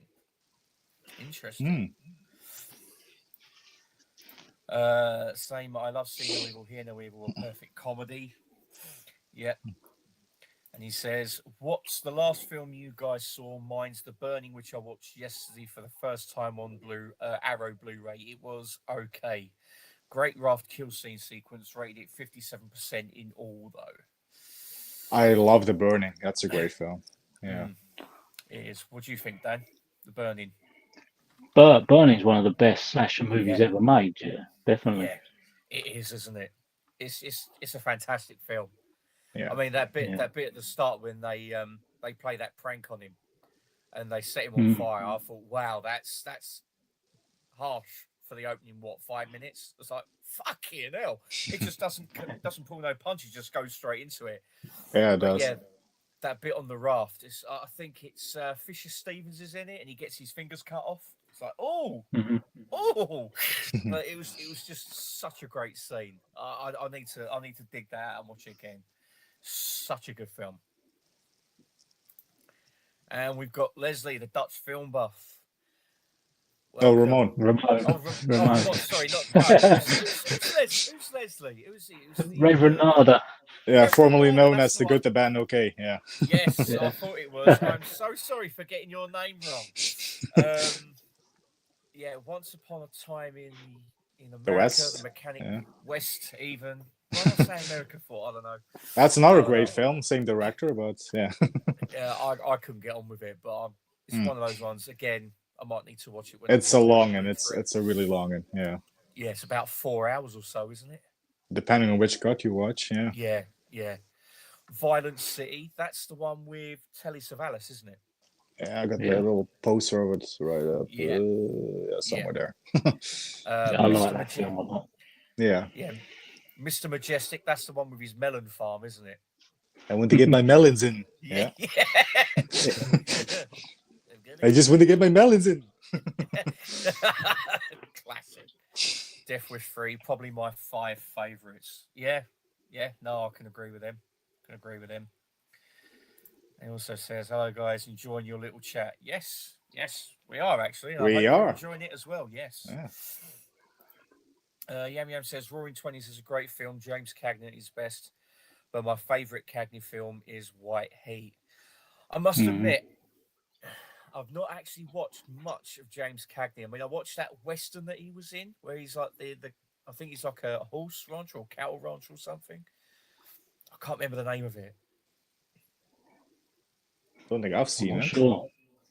No, That's I gonna don't know. I haven't. that's gonna pickle my brain until I find out. That really is. That's really gonna twist my melon. I can't think of it whatsoever. It's probably something with like a really simple name. If anyone knows the name of it, it's either a cattle or a horse rancher, and it's a western. It's in colour. It's about early to mid 60s, I think. If anyone knows it, please tell us because it's gonna absolutely fucking do my nutting. It reminds me of that bit in Goodfellas where Pesci's like, "Hey, what's that movie that Bogart was in? The one where he played the cowboy. He only did the one. Shave? No, Oklahoma Kid. Shave. Oklahoma Kid. That's it. I'm the Oklahoma Kid." Yeah. Reminds me of that bit. I don't know, that just sort of popped in my head as we were discussing it. Yeah. No, that's cool. That's cool. Except I can't do a good Joe Pesci impression. Apart from yeah, dizzy motherfucker, you. Yeah. I love Pesci. Pesci is great. He's awesome. He really is. Yeah.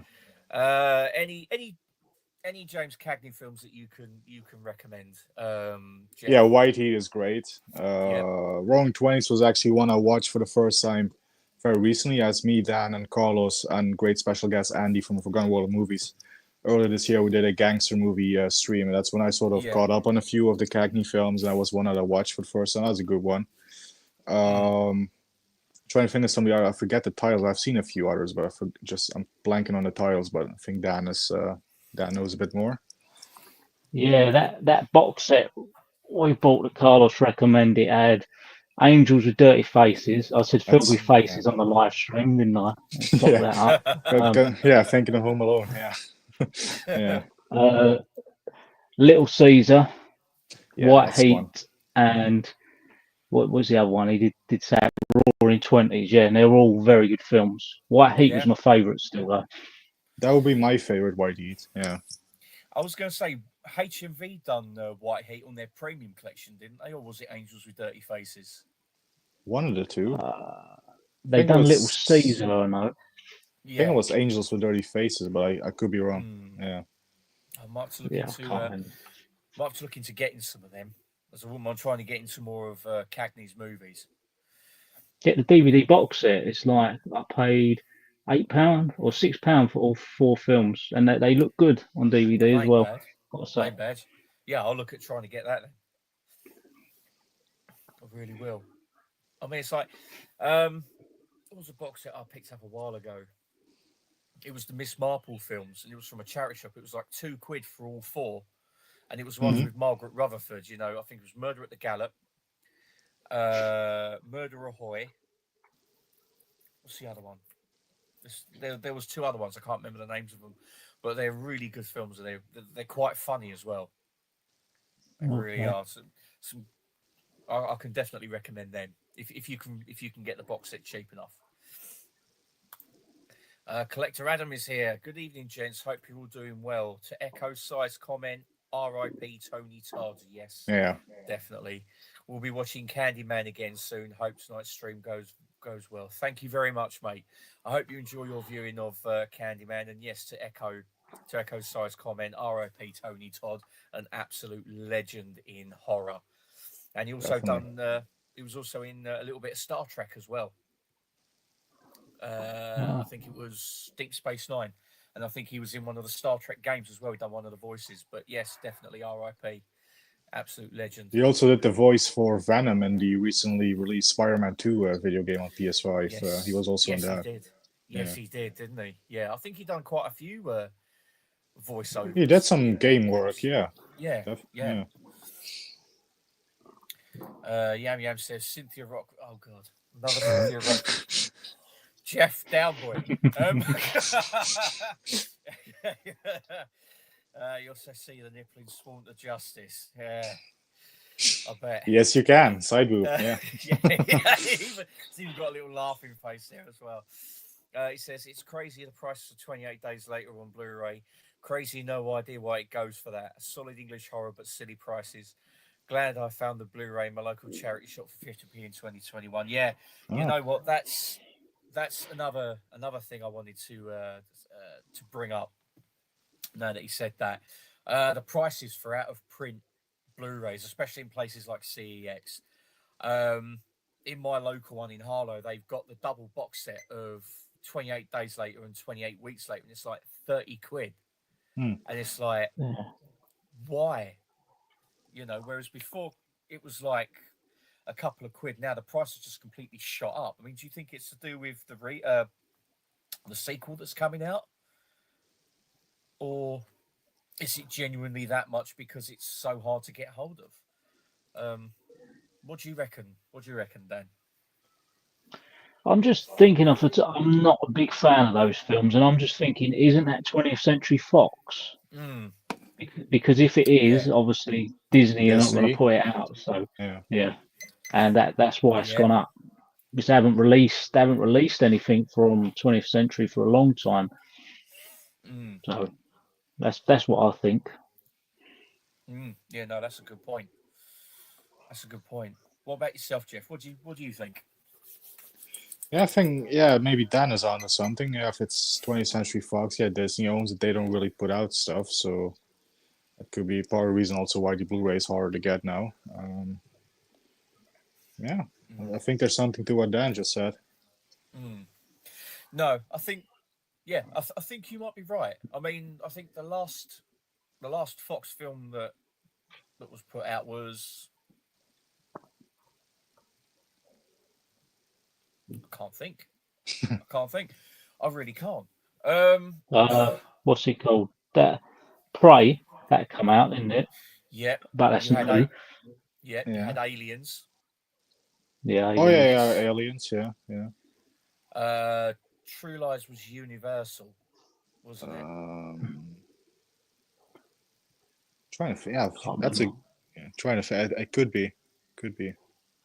Yeah, because I know obviously you've got Aliens and Abyss. The Abyss Yeah, is Fox and Disney. yeah, Yeah. they're Fox. But they put that out themselves. Uh, I don't know. I mean, I know they've got this new distribution deal going with Sony, so hopefully they'll delve Hmm. more into their back catalogue and start releasing more classic films now. Because I know Yeah. at one point they were going to just go straight, just go all in on streaming. Obviously now that's probably hit a stagnation point. You know, they're looking to go back into doing physical media, which is great. You know, but I mean, it would be nice if they did bring out some of their older releases, especially like over here. I mean, the US was the only place where you could get Black Hole and well, the likes of the Black Hole and the Watcher in the Woods on Blu-ray, and to get it Mhm. imported, it was like 40, 50 odd quid because it was on the Disney Club, I think it was called. Hmm. Yeah. And the Watcher in the Woods is a good film. It's not an out and out horror, but it's got the atmosphere of a horror film. It's a horror film that the whole family can watch, and there's just enough there to make it creepy enough with like the setting Yeah. and all that. You know, I mean, now as I say, now that this distribution deal has gone through and they're starting to do that again. I mean, what Fox films would you love to see Disney bring out? Jeff, we'll go you first. Um, I think pretty much all the Fox films I got them, like Predator and the Aliens. Mm, Die Hard is a Fox film. Um, French Connection, that's a Fox film. I think I pretty much have all the Fox film that are sort of well favorites of mine on my radar. Can't really mm, think of any that I still would like to see. I'm sure there are, but just can't think at the moment. mm. Okay, okay, no, that's fair enough. What about yourself, Dan? Funny enough, I was having a bit of a nostalgia moment earlier. I can't remember what I watched on YouTube, but it spiked a memory. and we've got a CD disc wallet full of loads of family films which now Disney own. Like the likes of Homeward Bound 1 and 2. I used to love them, and I thought I'd like to watch them again, but on Blu-ray, just with my daughter. Quite a lot of films like that. I can't remember if Fluke's owned by Disney, but that's a really good film about a dog, sad one. But I like them kind of films from time to time. Sad film. But yeah, it's like Sorry, go on, Dan. Go on. all the ones like the sort of grown-up films. They say, like Jeff, I've got them all. So it's just them ones. Fluke. Yeah, I can't remember the bloke's name. I've got the bloke who plays Joker from Full Metal Jacket in my head now. I thought so. Matthew Modine. Matthew, yeah, that's him. Yeah, because doesn't he die at the beginning? He becomes reincarnated as a dog. Mm-hmm. And he tries to get back to his family. Is that right? Yes, it's a really sad film, but it's a good one. Yeah, I haven't seen that for donkey's years. I do remember liking it quite a bit.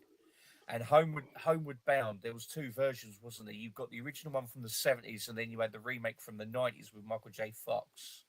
Is that right? Yeah, it's two of them in the 90s. Yeah, I literally haven't seen them since since I lived at home. So it was probably, I moved out when I was 15, so probably about 13 the last time I seen them. Wow. So, and when I met my partner, she had all the Disney films, but when we moved out, we needed to get rid of the cases and just put all the discs in wallets. We didn't have the room for everything she had as well. Yeah. Some good stuff in there. What about the Herbie movies, like The Love Bug, Herbie Goes Bananas, and Herbie Rides? We're drinking those ones. I wouldn't watch them now. That was all right. And he had the Michael Keaton one as well, probably 15 years ago, which was crap. Oh, Lindsay Lohan. Yeah, that's the only one I've seen. Fully Loaded. Yeah, I remember that one. Yeah. I do remember The Love Bug, because I think it had, what's her name? Not Stephanie Powers. What's her name? Michelle Jones, I think it is. And you had Dean Jones and Michelle. What's her face? I can't remember her last name. And they're in like a race, and I think the car starts falling apart. And I do remember there's one bit where they have to get a wagon wheel and stick it on the car, so they're like that in the car going along. I do remember liking that one when I was a kid. I mean, I did get the box set again in the charity shop for £1 for all 4 films, and I'm thinking, do I go back to them now and watch them and see what they're like, or do I just, I don't know. It would be nice. I've got bad memories with them. Oh, really? No, I always remember me and my sister used to argue we could have one rental from my mum a week and one from my nan and granddad. We lived like 6 houses apart, and it was my turn, and I said to my mum, I want Superman 4, and she made out they didn't have it in stock in the VHS shop. She come back with Herbie for my sister. I always remember us sort of having a bit of a fight about it. Oh, Superman 4, supposed to be in Metropolis in America, but actually filmed in Milton Keynes. I was supposed to have a big multi-million-dollar budget, and was canon. They cut the costs. Oh yeah. Yeah. It was supposed to be something like $27 million or something. It was supposed to be more. Yeah, I think they slashed it in half, didn't they? Yeah, they did. And actually, I think where they filmed the bit where it's supposed to be outside, I think that was part that my dad worked on in Milton Keynes when he used to work on the in the building sites and that. So he actually built part of that as well. So that's his little claim to fame. That's cool. Yeah. Oh, yeah. Superman 4. Fucking honestly, what could have been with that? I mean, don't get me wrong. I love Canon, and it's crap, but I still enjoy it because it's crap. I enjoy it. Yeah. Yeah. He also says Angels with Dirty Faces is a great Canon flick. He's 4 gangsters. I put Public Enemy last, but still a good film. Public Enemy. Yeah, I was getting mixed up with. Yeah. I said Little Caesar, didn't I? I meant Public Enemies. Yeah. Yeah. HMV had Little Caesar. And I'm Yeah. thinking of Sopranos as well with Little Caesar. Yeah. All these gangster tapes. I was going to say Little Caesar was Edward G. Robinson, wasn't it? Yeah. Yeah.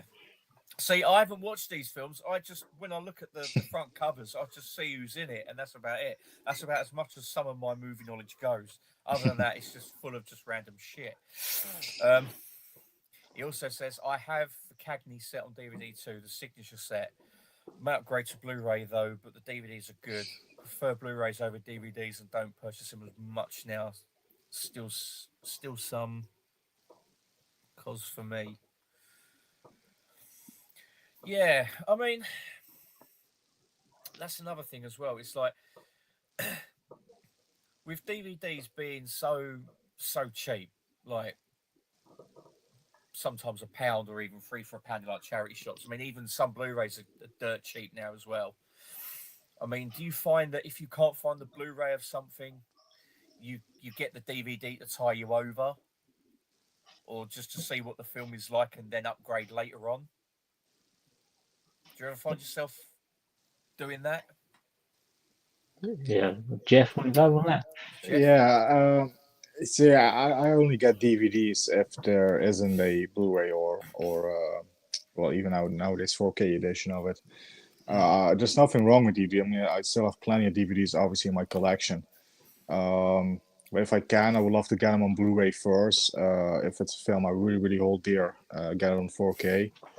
And if the Blu-ray or 4K and all that stuff is not available or out of print, or scalpers are asking like a couple of £100 for it, then I just go with the DVD. It's like, yeah, the movie at the end of the day is the thing that's most important to me. So yeah. What about yourself, Dan? It is literally just in them circumstances. If DVD's like the only copy you can get, I've still got a few of the Bronson ones on DVD because they're I quite do. pricey to import. Yeah. Yeah, like the ones they just put out like Telefon, I think they're still a bit pricey to like £30. Yeah. I think I see it today. So what else? Like Gotti, that's a great one, and I could only get that on Armando DVD. Santi, Gotti. Yeah, true. Yeah. Yeah. But yeah, there's certain things. I mean, today the titles I bought was all DVD upgrades to Blu-ray because I've just been wanting to add them for so long. Yeah. Just some of the ones in there, like Deep Rising, Snake Eyes with Nicolas Cage, they're all 8mm. They're all upgrades from DVD. So when I can get them at a good price, I'll upgrade DVD. Or if they're just too expensive, the Blu-ray, I'll stick with a DVD.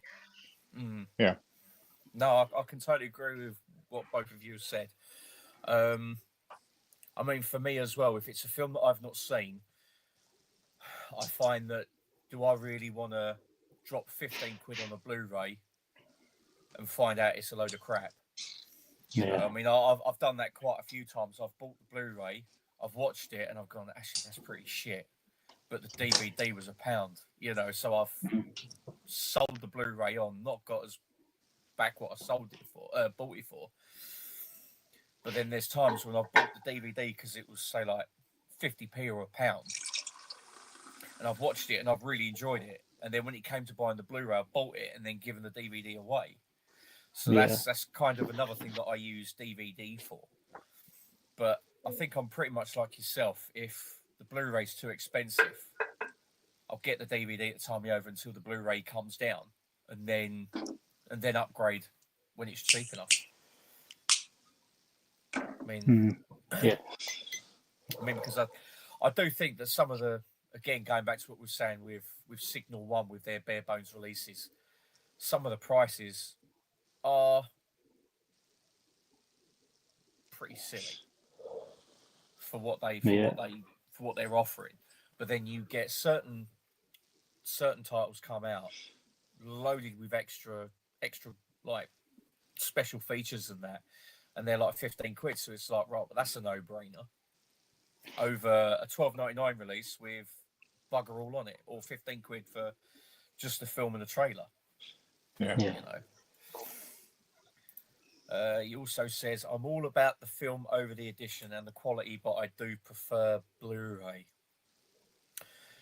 Uh, while I do agree with that, I must admit there are some DVDs that, in some cases, do look better than the Blu-ray, which I know is weird. Um, but I wonder if that's just because laziness, where they just, I don't know, done like a really crap transfer. I don't know. He also says CEX has ruined physical media, in my opinion, overpricing items most in tosh condition, and then eBay sellers raise theirs. I also messaged CEX about it. Idiots.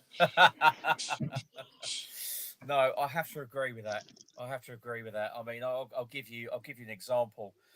I sold some bits in CEX. In fact, I've done a CEX lottery video on this, and with the voucher, with most of the voucher, I've got Light Crusader on the Mega Drive, and it had boxed with manual.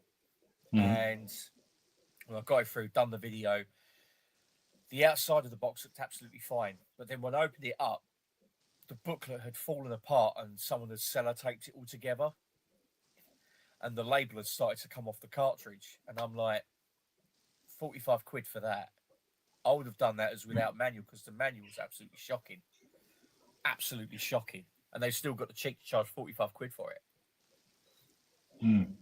You know? I mean, Dan, what's your experience has been with CEX?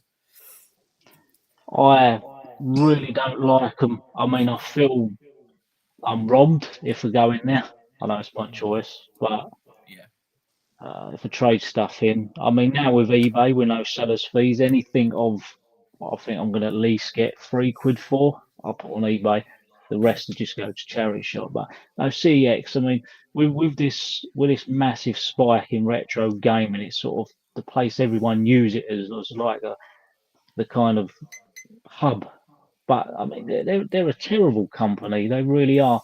There's no standard really, even though they say they're grading it. But I've seen stuff complete with manual, and you say it's battered.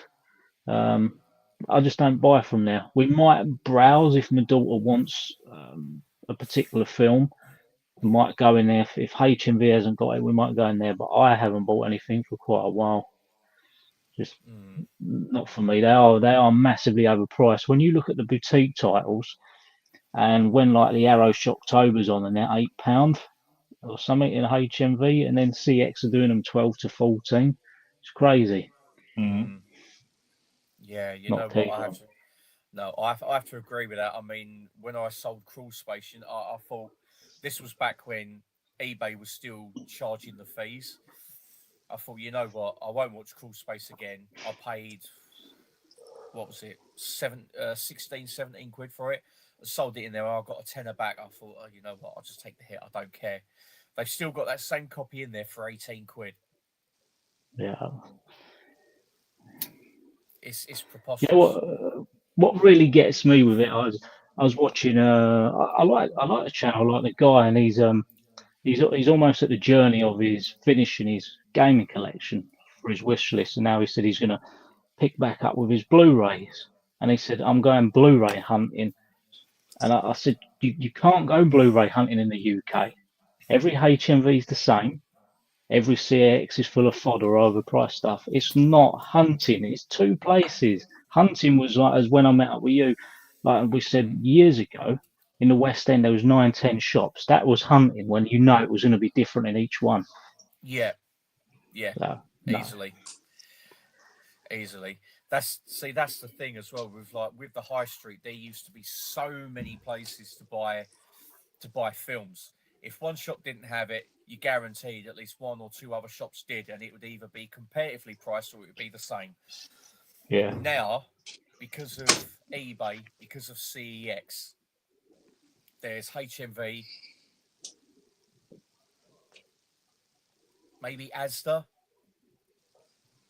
Tesco Yeah, don't do it no a more. little bit. No, Sainsbury's don't. Asda's do a little bit. No. Yeah, but I mean, even then, most of their stuff is like out of stock, and it's pretty much the same price as HMV anyway. So it's Yeah, like, and you can't even say FOP because FOP is HMV. And yeah, it's now HMV of the boutique collectors section. It's exactly the same thing. mm, Exactly. FOP's not special anymore. It's still really nice to No. go in there, but it's Yeah. not special anymore. Though I must admit, when I went up to London with a friend of mine a while ago, I think it was, when was it? Can't even remember. I really can't. It was before me and you went up, Dan. And I went into the HMV and they didn't have Wayne's World. And this was like on 4K and that. So it was like, right, we'll go and FOP. And they had a copy of it in there.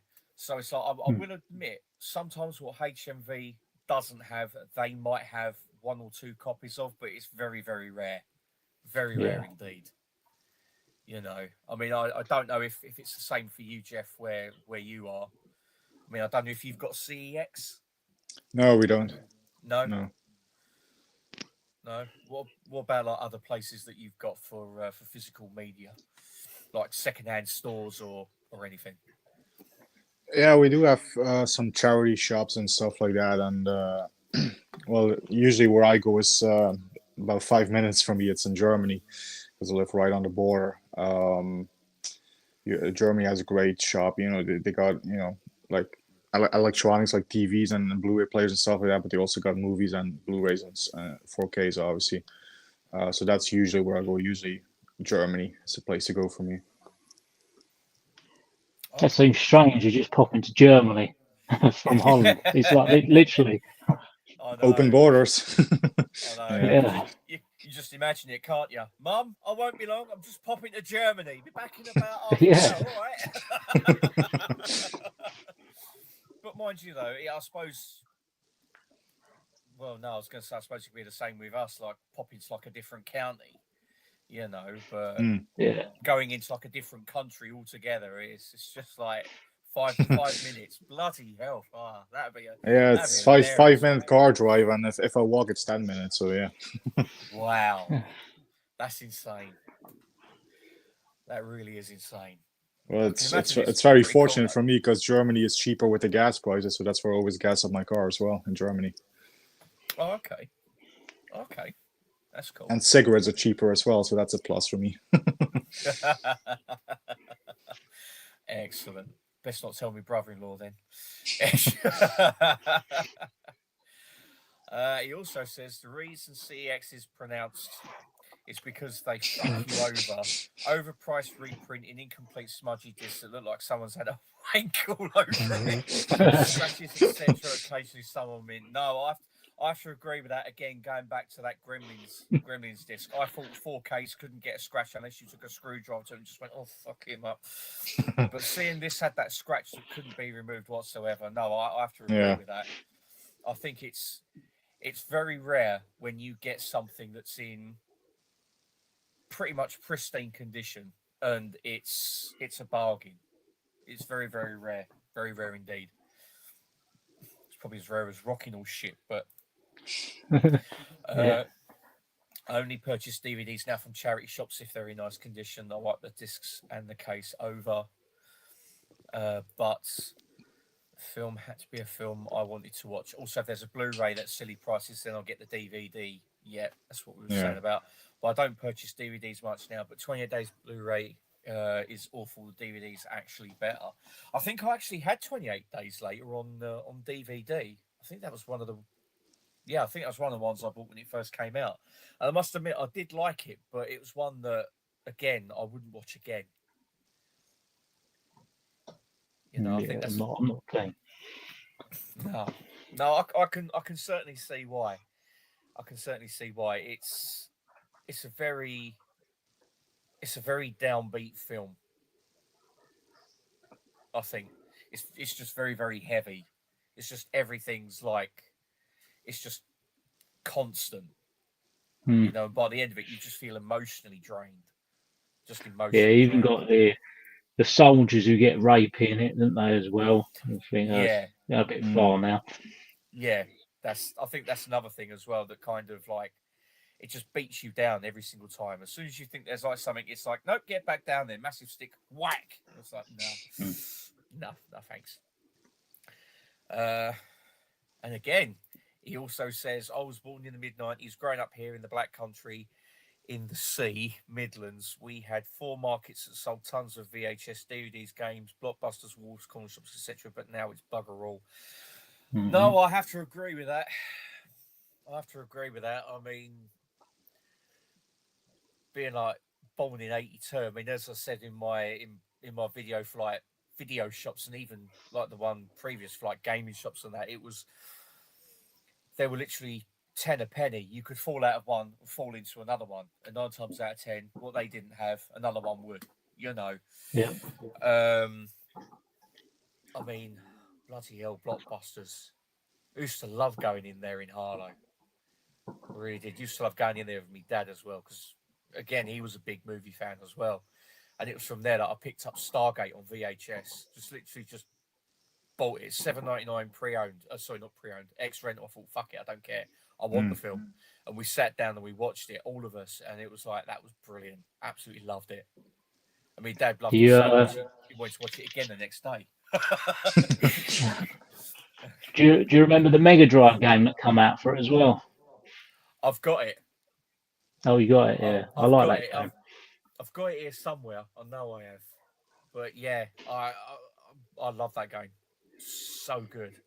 I still remember renting it from Penny Farthing in Epping, because there was a small video shop there as well that rented out like Mega Drive games. And yeah, rented it out from there, had it for the weekend, played it, and I was like, I don't want to give it back. But yeah, absolutely loved it. Fantastic. I mean, I think I would love for video rental shops to make a comeback. I really would. You know, even if they, I don't know how they would do it. You know, with like streaming and all that, and with the prices of discs now, you know, it'd have to be something. Yeah. You could look it up. It was probably about 25 minutes from me. There was one in somewhere called Forest Hill. That's sort of near Sydenham, and it was called For Your Eyes Only. It was there 2 years ago. I don't know if it's still there. It's the last one around. Let me have a look. Yeah. For Your Eyes Only. Okay. There's a video of it on YouTube. Oh, is there? Mm-hmm. For Your Eyes Only. I think you're going to get Roger Moore and Sheena Easton popping up if you look it up. Yeah. And a music In Forest video. Hill. Yeah. Yeah. Opened in 1998, will close for the final time on Monday, and that was near enough a year ago. That's It's a shame. closed, unfortunately. I mean, I think there is one called Video Odyssey, and I think they do like the old VHS tapes as well. I think you can buy them from there, which is pretty good. I'm certain it's called Video Odyssey.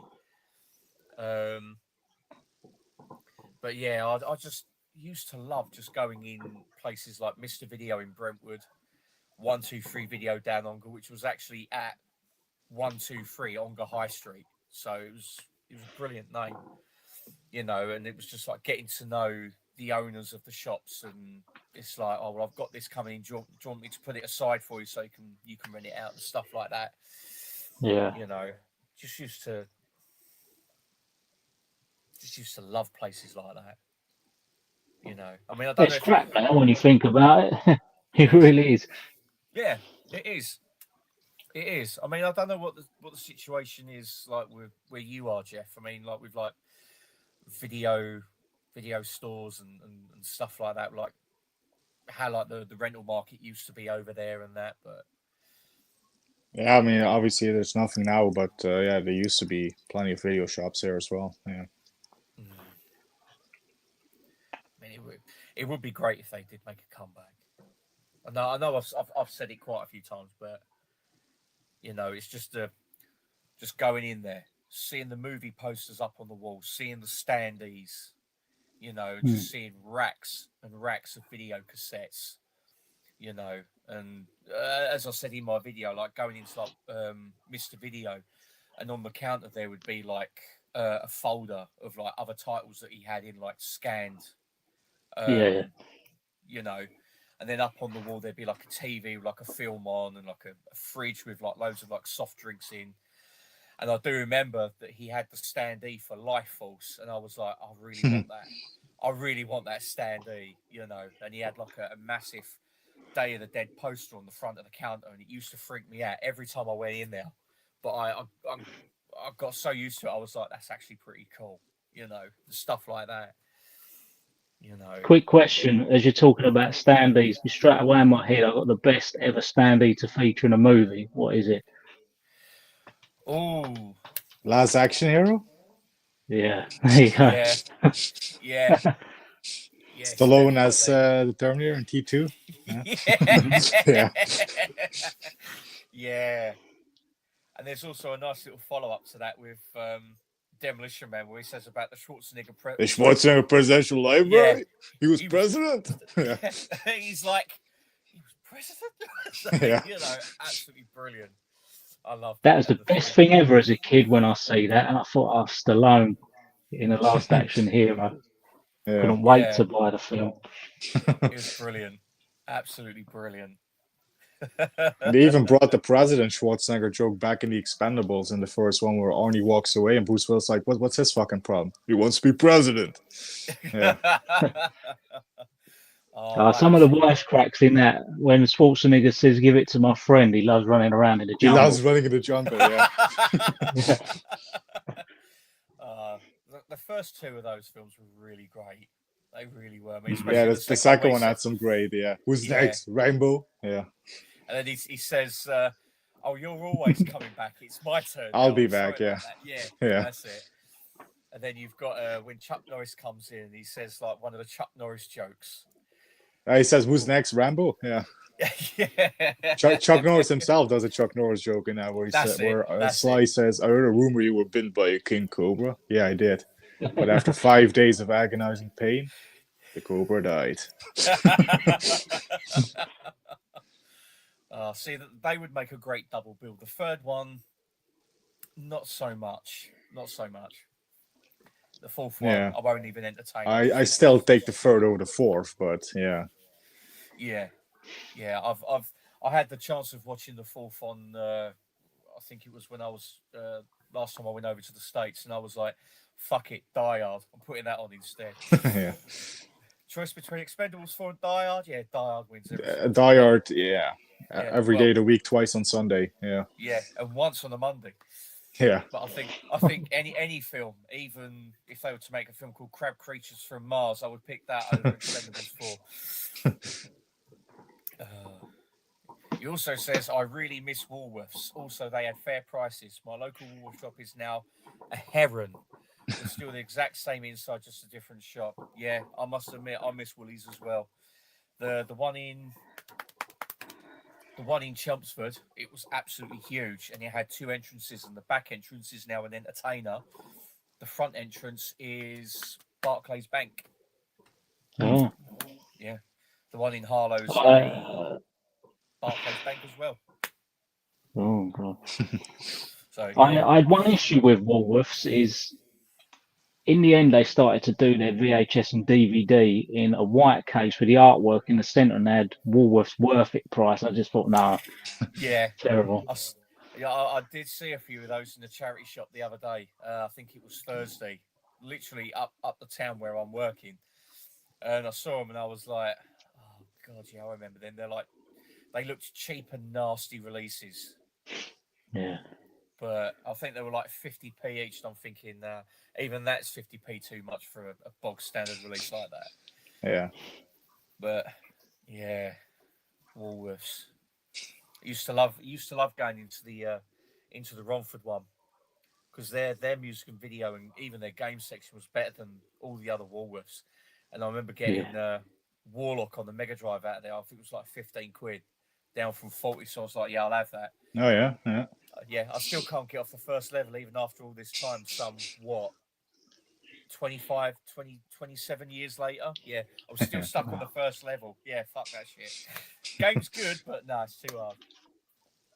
Our big one from Woolworths. My uncle used to be a store manager at the one in Bexley Heath, and I remember Yeah. when Jungle Strike was coming out, and he brought it home for us on whatever day it come out, whether it was a Monday or Friday, and I just loved it. As soon as you see the chopper come down, I thought it just Yeah. reminds me of Predator, and it was just great. Yeah.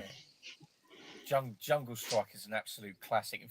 Funnily enough, there was a Facebook page that was saying about Jungle Strike, and I said that Jungle Strike's the best one, followed by Desert, and then Urban. I mean, Urban's still good Yeah. because you've got the on-foot missions, but there's just something about the second one where they just took what made the first one great and just ramped it up. You know, like all the different craft that you could have, like a hovercraft, different helicopters and Yeah. stuff like that. It was just fantastic, absolutely fantastic. I mean, I loved that. And what was the other one? I was trying to remember the title of it the other day.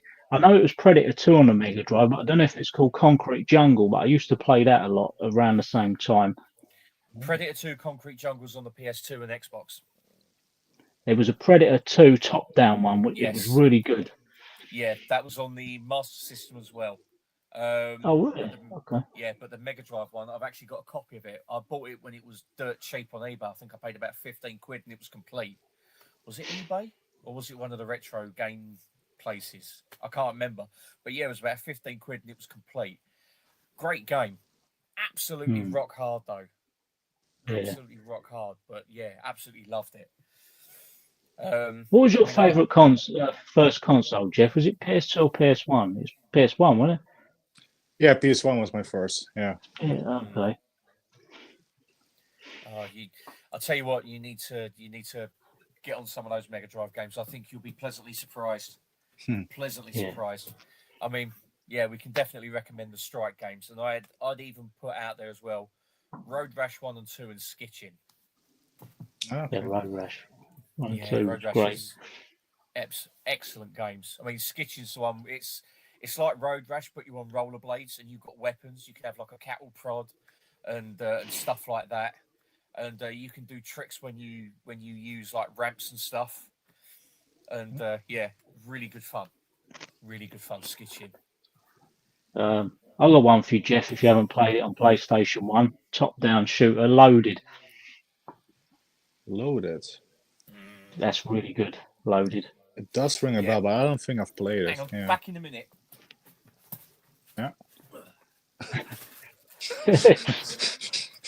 And he disappears. Loaded 1 and 2 was, they're full on action, like blood splatter fest, pump action, and I mean, you shoot them and they just go flying. Awesome. Yeah, I do still have my PS1 and PS2, but Oh yeah, I watched you play Red Dead Revolver on the PS2. That brought back memories. Oh, yeah, it was a few months ago. Yeah, true. Red Dead Revolver's a classic. I Yeah. love Red Dead Redemption. Yeah, Absolutely love that game. I do. I think I got close to the end. Oh, all the fucking. Oh. So I've got my Saturn copy of Loaded. Oh yeah, I did it on the Saturn as well. Yeah, absolutely fantastic game.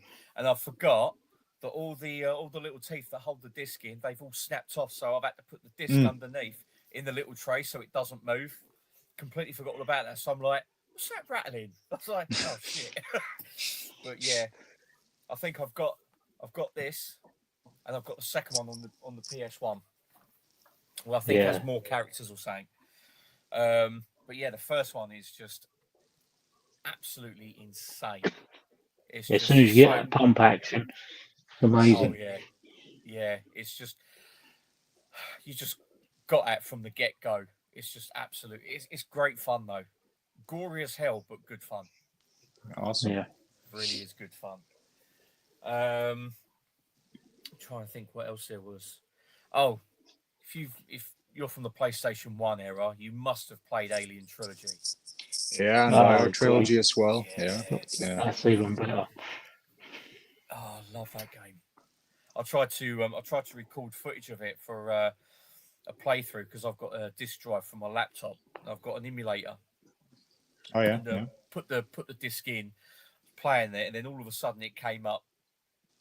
Disc has been ejected, and I'm like, No, it hasn't. It's still in the bloody drive. And then all of a sudden, the emulator just went completely down. I was like, well, Oh, bombs to yeah. you and all then. So I'm sitting there with the controller in my hand, just recording a black screen. I'm like, oh, okay.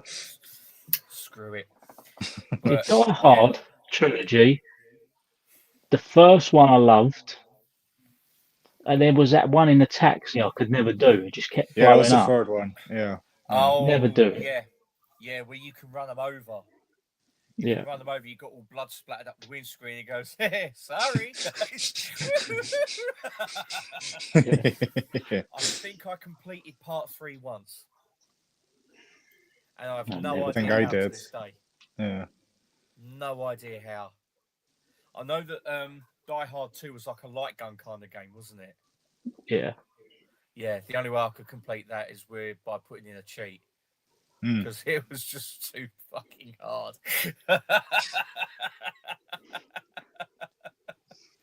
Absolutely hard as nails. But there was another Die Hard trilogy as well, wasn't it? Called Viva Las Vegas or something? Yeah, it's something with a V. Vendetta or something? Yeah, it's something with a V. Vengeance, Vendetta. So, Yeah. yeah. I We're know down Die the Hard. cube. Yeah, I was Yeah. going to say, yeah, I've got that on the GameCube as well. I quite liked it. Hard, Yeah. but quite liked it. Actually, we've got quite a few comments here from Yam Yam. It's actually really sad. I mean, we're all collectors and love films and games. I'm a nerd, and looking at what shops we get now, looking at builders that used to do physical media is very sad. Yeah, it really is. I mean, the powerhouse that we used to have in Harlow that used to do VHS, just wall to wall VHS. I'm trying to think what that is now. I think that might actually be CEX. Something's telling me it's CEX. But yeah, used to love going in there, and I've got Escape from New York widescreen edition out of there because it was a sister company. Yeah, it was a sister company of Our Price. So over one side you had Our Price, and then over the other side you had Powerhouse. And yeah, there was times I'm like, I wish I bought more VHS out there that I wanted. But yeah, I do remember buying. It was the BMG re-release of Escape from New York, and it had that really shitty front cover. I mean, absolutely awful front cover. I mean, actually, this is going to be a question for you, Dan. Sorry, Jeff, but No worries. do you remember a bookshop called Volume 1? I remember the name. I can't ever remember going in it. Right, because the one in Harlow, they used to do films in there, and I remember getting out of there the Never-Ending Story, a Tom and Jerry video, which was Bad Day at Cat Rock, and I think my dad got They Live out of there, but because it didn't have the inlay, instead of it being $9.99, they only charged him something like £3 for it. Oh. And yeah, that was a pretty good. That was pretty good. They had a good range of VHS in there, and I think they even had like a bargain bin, and they had Cyborg 2 in there with Angelina Jolie, and I wish I'd have picked it up. I know. I wish I picked it up because that goes for silly money now. I mean, the film's meant to be shit anyway, but Yeah. He says Germany do great physical media films that ain't been releasing them to HD at a fair price most of the time. Yeah, no, I have to agree with that. I mean, especially with as I say, Trick or Treat with like Ozzy Osbourne and that. You know, I mean, I must admit, I did get Fire and Ice, the Ralph Bakshi film, and I must admit, halfway through the film, I turned it off, but it was only a tenner. So I mean, have any of you seen Fire and Ice, Ralph Bakshi? No, It rings a bell, but I haven't seen it. No. Yeah, trust me, you're not missing much. It's not slow, but the action's just very middle of the road, ho hum shit, pretty much. But apparently, I did read that he ran out of money during the making of it, and so did the animation. I think it's like from halfway through the film is very, very rough and very ready, you know. So, but Yeah, I think that's a film I'm gonna have to move on. It's not very good. Not very good film. He also says, "I'd love to get a Bruce Lee standee." Yeah, that'd be pretty cool, actually. Thing is, though, you can just imagine waking up and just seeing the silhouette of him, and you think, "Shit, he's gonna beat the crap out of me. He's fucking come back from the grave. He's gonna kill me." I do see some of these standees when I sort of like look up actors. Sometimes these results come up on Google, like you want to shop for these items and stuff like that. Sometimes when I just type in Cynthia Rothrock, I get like Cynthia Rothrock standees and cutouts, cardboard cutouts. I'm like, hey, that would be somebody. I don't have the room for cutouts and standees. Oh man, I must admit, I do love the old video shop standees. I really do. Yeah. I did have a Batman one. Yeah. But unfortunately, it got absolutely wrecked. And I wish I kept it in better condition. From Batman '89, it was like the Batman insignia. Yeah. Yeah, I just wish I'd kept it Classic. in better condition. But yeah. Well, I was a kid. I was stupid and clumsy as fuck. Actually, I'll tell you what. That's an interesting question. Going back to the days of the video rental stores and stuff like that. The video, like the standees to advertise upcoming films and that. What's the one that stood out the most for you? And we'll go to Dan first. What's the one that stood out the most for you? What was your favorite one? I think for me, Jurassic Park was a really special one they done in my local, but I always remember the Mrs. Doubtfire one. I love the film, and they had just Robin Williams as Mrs. Doubtfire, and they bent it up and binned it. You could normally go round the back where the bins wasn't. I never had the room, but you always see them there. And this particular one I thought would be great because we all loved it. It was just bent into 4 pieces. Just standing there with like the broom or hoover. It was just such a good one. The front and centre of the window for a good month. Oh, is that the one where he's like? It looks like he's doing the Chuck Berry duck walk, and he's got the. Is that it? Yeah, just standing there like with a hoover. I mean, it's like 1994 now, so I can't remember for sure, but I just always remembered. We couldn't see that at the cinema, Miss Doubtfire. They wouldn't let us in for it. It was a 12, really? and I wasn't 12. I was 10, so I couldn't see it. So we were straight to the video store. I didn't know that. I always thought it was a PG. When we went Bromley Cinema, they wouldn't let us in. It was me, 2 of my cousins wouldn't let us in. Interesting. And I've got it here. I'm sure somewhere. Can't see it now. But yeah, I think it's PG on Blu-ray. I thought so. Because I did read somewhere that because Robin Williams used to ad-lib all of his stuff, there's something like so many different cuts of the film. There's like a PG-13 cut, and there's like a 12 or whatever it is, and then there's like an R-rated cut as well with like more adult material. And people are saying we really want to see it.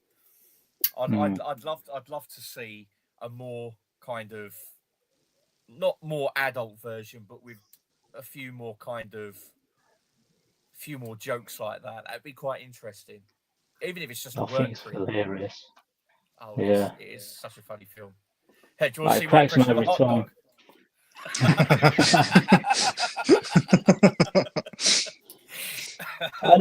The bit that always gets me in that, and it's just a simple bit. I'm the only one in the room ever laughing. Is where he throws the fruit at Pierce Brosnan's head as he's walking away.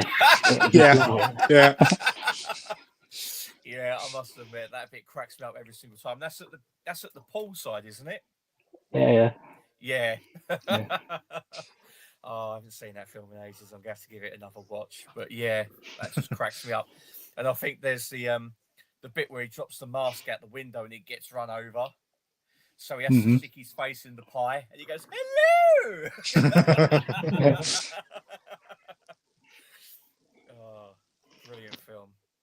you know what? That is 1 out of 10 films that we've got so many copies of on Laserdiscs when we were buying bundles. It's that, Speed, The Lost World, Waterworld, Apollo 13. Those 5 films alone, you're guaranteed to get in a bundle when you buy like loads of like cheap Laserdiscs every single time. I think we've got about 10 copies of Speed alone. we just can't get rid of the fuckers. They're like a lot of like speed. Yeah. Yeah, they're like gremlins. You drop water on them, they multiply. Yeah. So, Jeff, your favorite video store standee, or the one that you remember fondly? Yeah, the one. I mean, I suppose I can only remember one because, yeah, for me, I did sort of grow up in a sort of already dying breath of the video stores and the video shops and stuff. But at the time, I was becoming a Bond fan, becoming a Rocky fan and stuff. At the time, the latest Bond film was Die Another Day. So I do remember a big standee of like Halle Berry and Pierce Brosnan from Die Another Day. Do remember that one, yeah. I think not the greatest Bond film, but yeah. No, that was. I remember going to the cinema to see that, and I thought at the time, yeah, this is pretty good. Yeah, when I first watched it, I loved it, but yeah. Yeah, I watched it on DVD, and I thought, actually, no, this is worse than having the piles. it's shocking, absolutely shocking film. I think the standee for me, or the one that I remember the most, is, as I said earlier on, Life Force. It's just, it was the same as the video cover that we had, which bore no resemblance to the film whatsoever, where you've got the women strapped to the rockets, and they're coming out of something that doesn't resemble the ship in the film whatsoever. And then you've got the astronauts floating around the Life Force, like kind of shitty font, you know. Mm-hmm. I just remember that, and it made me want to watch the film.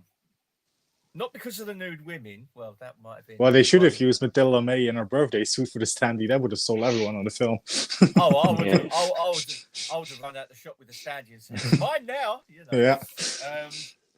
But I mean, even if you look at the Japanese cover of that film, it's absolutely weird. You've got the same kind of woman, but she's not strapped to the rocket. She's got her arms stretched out and she's firing lasers from her eyes. And I'm like, when the hell does that happen in the film? Yeah. Is that some kind of different version that I've never seen before? Because if it is, I want to see it. Yeah. You know, it's just absolutely weird. It really is. But no, that was the one that was just like, wow, I need to see this film. And it's just one that's just stuck with me, and I would absolutely love it. You know, it's just such a great standee, and it's just I suppose in some respects it is a good poster. You know, but yeah. Can't even remember where the hell I was going with that. I seem to ramble off like Abe Simpson. I stuck an onion on my boat. It was the stand at the time. Excellent. Yeah. Yes. Middays. Right. Yeah. Yam Yam also says my favourite part in Last Action Heroes when Arnie knocks that fat bloke out and says the doctor has fainted. I need to watch that again. I haven't seen that in absolutely ages. Is there a doctor in the house? I'm a doctor. You a doctor? The doctor is fainted. Yeah. Is that the bit with the funeral? The funeral on the rooftop of Leo the Ford, I think the character was called. Yeah, Leo the Ford. Yeah. And he ends up going into the tar pit, and you've got this massive gas bubbles. Yeah. Oh man, it's been ages since I've seen that film. I'm gonna have to get that. It's been a while since I watched. I think I need to rewatch it soon. Yeah. Yeah, I've got the 4K because I couldn't find the DVD anywhere or Blu-ray. And I think I paid about $10 for it. Funnily enough, from CEX. That's not bad. Yeah, funnily enough, from CEX when they were doing good prices for their stuff. But yeah, I need to dig it out and watch it. They still used the crap artwork for that, though, didn't they? Not the original poster. Yeah, it was the zoomed in one of him holding the gun. Yeah, Mm. that's a Blu-ray I got. Yeah. Yeah. I mean, the steelbook had the original poster art of him swinging through the theater Yeah. with the kid under his arm. I don't know why they didn't just use that on the standard edition. I really Yeah. don't know why. It's weird. It's that's another thing I hate. You know, I mean, when you look at film covers, like things again going back to the Rocky sets, instead of using the original poster art, they use that really shonky looking shit Photoshop artwork that I don't know a diseased chimp has done. Mm. You know, I mean, why don't they just use the original poster artwork? I mean, I don't know what you guys think. I mean, Jeff, what do you think about using the original art or Photoshop artwork? Yeah, it's weird. Some covers are terrible, like that last Action Hero one, for example. Yeah, I prefer the original poster and stuff on artwork. That's why I'm always happy. My Cobra edition, that poster, that's the Blu-ray I got. That's the cover as well. So as it should be. Even though I've seen some great fan artwork for Cobra that I think would be cool on the cover or special edition or something, but no, I prefer original artwork all the way. Even though some newly commissioned artwork, like Arrow, does a lot of great newly commissioned artwork for some of their titles. Usually, I do swap to the original because I'm just a sucker for the original. But there are some great original artwork. But usually, when they sort of just do a lazy Photoshop picture of like for the Bond films, they just take a picture of Daniel Craig in a tuxedo with a gun, stick it on a generic white background, and that no Time to Die, 15 quid. Yeah. Yeah. No. What about yourself, Dan? I always like the original artwork. You talk about Rocky. I still think the best looking set they put out of that was the DVD set. It had the white with Rocky sort of in the middle, and it had gold writing. You know the one I mean? It had like a sleeve over it. I just thought, I think I know the one Yeah. you mean. Yeah. I think that yeah, was but no, I think that was a DVD set that I had. yeah, It certainly it was was. very good. Yeah, at first I had Yeah. sort of the loose DVD. So I had Rocky 1 separate, Rocky 2 separate, and then the first time I got them in a bundle was the Undisputed collection, the Blu-ray set, which Yeah, I've got that. That's the it's one. not the greatest cover. I mean, obviously it is Rocky, it is him in the red, white, and blue trunks and the belt, but they could have used something better for that. Yeah. I think the set that I've got is it's a bit thicker on Blu-ray, and it's got the Stallion logo on like the white spine on the inner box. Oh yeah. Oh, Yeah. right. So I think that was the second release. I think I can't remember. Could be. Yeah. But yeah, I mean, when you look at a film like Terminator's another one. That's a bugbear of mine. The Terminator Yes. artwork. Yeah. Yeah. Looking at my Yeah. steelbook, it's still not the artwork I want. No. I mean, I must admit the upcoming 4K steelbook. I mean, the artwork isn't the best. Yeah, it's just the But- endoskeleton, isn't it? Yeah. Yeah, but it's actually got them in like the spine, like Kyle and Sarah like running like on the okay. neck and that. It's Yeah. not too bad. It's okay. It's better than the artwork that we had on like the Blu-ray editions, and even as you were saying, Dan, with the Blu-ray steelbook. It's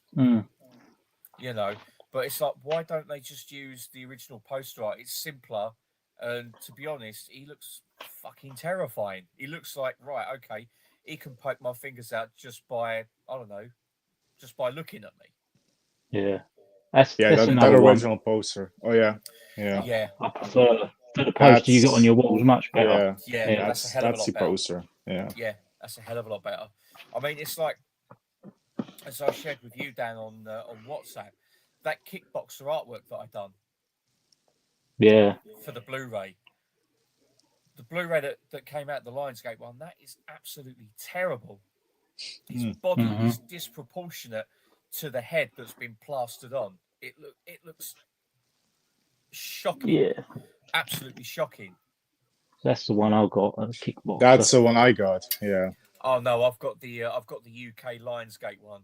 It's Yeah. it's like a white cover, and it looks like the picture's being taken from just below him, and they've Mhm. done a really shit Photoshop job of making his head like bend forward. It looks disproportionate. So I literally took the UK quad poster and just edited it down into like a cover. Mhm. And why couldn't they have done that instead? Yeah. Yeah. You No, know, it's Yeah. coming out in 4K soon as well, isn't it, Kickboxer? I think they're going to use the original artwork on the steelbook, 4K steelbook that's coming out. it would be I nice if think they so. did. I've seen an announcement for it. I don't know when it's released, but yeah, I think it's coming out. I think it's the end of the year, Oh, but I okay. don't know if it's going to be in the UK though. Hopefully it is, Hmm. which would be a bit of a piss as I've just got that Blu-ray. Yeah. but hey, it's always the same. You buy the Blu-ray, then they announce the 4K, so it's like I made it happen. So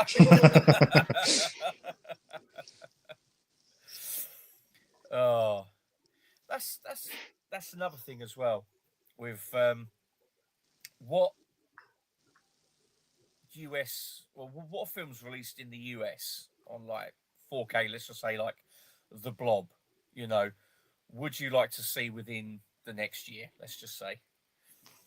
You know, if there's like a couple or a few or just one, you know, like something like Scream Factory brought out again, like The Blob, or you know, or even a film that hasn't been brought out on Blu-ray yet. Would you like to see? Jeff? Um, just a film in general, a film that's out in the US and not in other territories. So Um, Pardon? that's not me. Well, Oh right. I heard it too. I was like, okay, yeah. that's my stomach rumbling. It weren't a fart. It's my stomach. Oh, right. We have to call you Captain Quack from now on. Yeah. It's just like just went quiet. Just went. Yeah. Well, I suppose anything really. So just in Like general, yeah, yeah. yeah. Something that's not out on Blu-ray or 4K yet. Whew, that's a really good question. Yeah, I can't think of anything. Dan, you got any? Yeah. Unfortunately, I have Region 3 player now, so I can import what I Yeah, that's the like. thing for me. I got But Region 3 player as well. Yeah. I mean, my stomach's well rumbling. There's absolutely loads. Like ones I just picked up recently. We got there like No Way Out, Blown Away, Narrow Margin. There's absolutely loads of films. When you look at Kino Lorber's titles, hardly any of them we've got here. Especially like spaghetti westerns, which we're covering a lot. I mean, I'm having to pick Yeah. up all from overseas. But then a lot of them titles I just mentioned, you can get in Germany a lot cheaper. But the only annoying thing when they're on the shelf, I can't read German text, and there's no reflection of an English Yeah, title to and me. 90% of them are called Django as well, so that doesn't help either. Yeah. Yeah. I've got like Devil's Advocate up there on the shelf. It starts with an A somewhere, and I can't even find it. That was Advocate. Oh, okay. I'm just trying to find it. Be able to show you. It's the most random title. But yeah.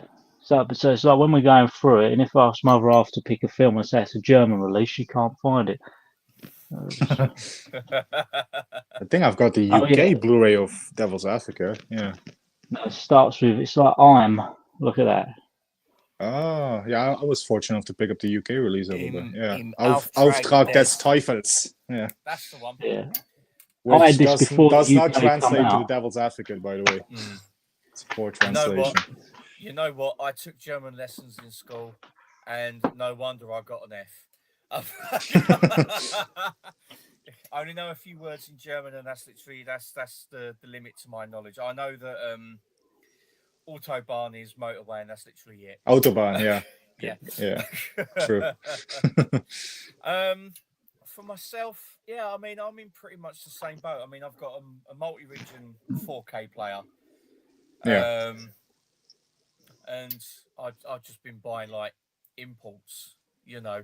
I mean, yeah, it would be nice if we had films like Leviathan and Yeah. Deep Star 6 like released over here for those who haven't got a multi-region player and want to see the films, because the only way is literally either Spanish import or, again, if they've got a multi-region player, is bringing them in, but then it's going to cost even more to import them in, you know. I can't really think of any. Yeah, that's a thing too. Like Dan brought that up, because when you have a region free player, it's like everything is open for you, so it's hard Yeah. to think. Yeah, Exactly. I mean, I Don't think even have to look. no. I mean, I do think as well that price does play a bit of a part in it as well. Yeah. So it's, you know, it's quite a difficult one. I mean, yeah, as I say, I would like Leviathan released in the UK, but I've got the US Shout Factory version, like the Blu-ray. Yeah. You know, and that'll do me because I can still watch it.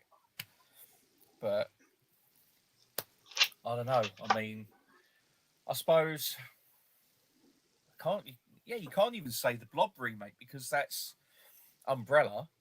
You can get the Umbrella like Australian Blu-ray, and that's Region B anyway. Yeah. Yeah. So it's quite a difficult one, really. We're even Unless getting it's like- Critters released from Arrow as well. It's coming out. Yeah, I see that. Well, I imported that. I'm actually looking forward to trying to get hold of that. Pardon me. But Yeah, plus it's also, 4Ks are region usually, I mean, I think there's one or two exceptions, but usually 4Ks are region free anyway, so they can play on any 4K player. yeah, I mean, it's when you guys got the Abyss this year, I mean, or didn't get the Abyss, you just imported from the US. It doesn't matter because it's region free. Yeah. yeah. Although I must admit, we had what was it, The Sword and the Sorcerer, released on 4K this week. Friedkin film, isn't it? Yeah. Yeah. Oh no, wait, no, I'm thinking something else. Yeah, okay, yeah. That's Sorcerer. Sorcerer, yeah. I knew I got confused. Yeah, this is the one with the guy with the three-bladed sword. And yeah, gotcha. Yeah, I keep meaning to pick it up, and I think that 4K is actually region locked. So Yeah, I think there are some exceptions, but usually, like 9 times out of 10, the 4K is region free. Yeah. Yeah, I mean, I wonder if it's like a licensing thing. They've turned around and said, yeah, you can release it, but you've got to lock the 4K. Yeah, I think so. Yeah. Yeah, which is a bit of a bummer for those who want to watch the film in, like, say, America, and if they haven't got it on 4K, but they have. I think it's Shout Factory, isn't it, who released it? Sounds about right. Over there? Yeah, I think so. But I'd like Beastmaster to come out in the UK because it's so expensive. Vinegar Syndrome. Vinegar put that out. Yeah, true. Yeah, I that's would like that. That's a good shout, actually. Maybe Sidekicks as well, because I missed out on getting a copy of that. Yeah. That'd be good. Yeah. I missed out on the Death Wish 2 4K as well from Vinegar, which I don't know if it's still available for reasonable price, but missed out on that one. Well, that's like the Death Wish sets from Umbrella 2 and 3 and 1, and then 4 and 5 in the other one. They at one point they were quite easy to get hold of, but now true. Yeah. You can't get hold of them. And I think number 3 has the Greek VHS on it as well, with extra scenes. I think that's 2. Yeah, Death Wish 2. 2. Yeah. I think Dan has that one. Yeah.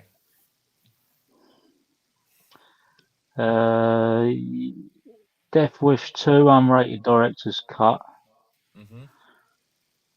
Yeah, and it has the Greek VHS cuts of Death Wish 2. Yeah. Brutal film. Yeah. It is. Yeah. I think for that I have to watch the theatrical. I can't watch the unrated version because it's just too. Yeah, the It's only just one too I know brutal. is the extended or the not necessarily the director's cut, but the R-rated cut with the extended you know what scene. Yeah, That's I yeah, mean the Netherlands is pretty pretty liberal. We don't really care about violence in the films and stuff. We always had the uncut version over here, so that's yeah, the one I'm used to. Yeah, yeah. It's a but pretty I hard mean I'm not watch. gonna lie, it's a hard watch, definitely. Yeah, Yeah. it is. Really is a hard watch. I'll tell you what. Going back to Yam Yam's comments because there's a lot of them. Um,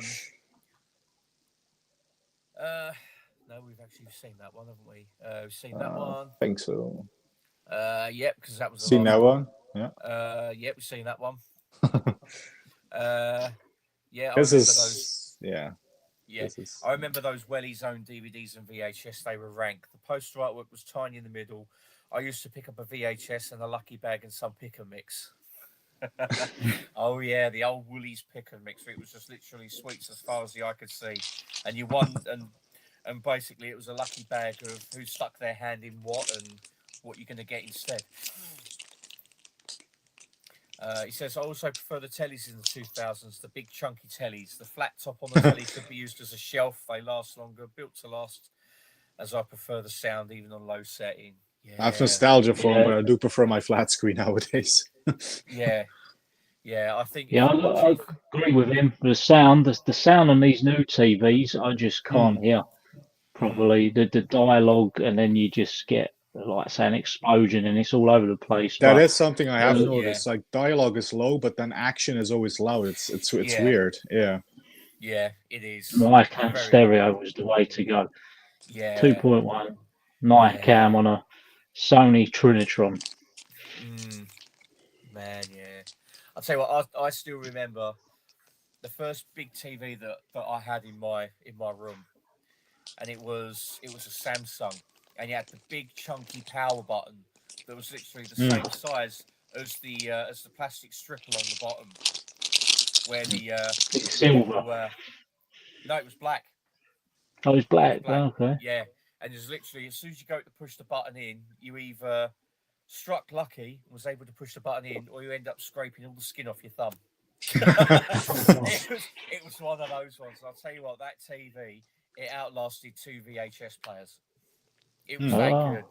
Absolutely loved it, and I think my dad ended up getting it for about £100 from Curry's. I think it was. Yeah, and that lasted a hell of a long time.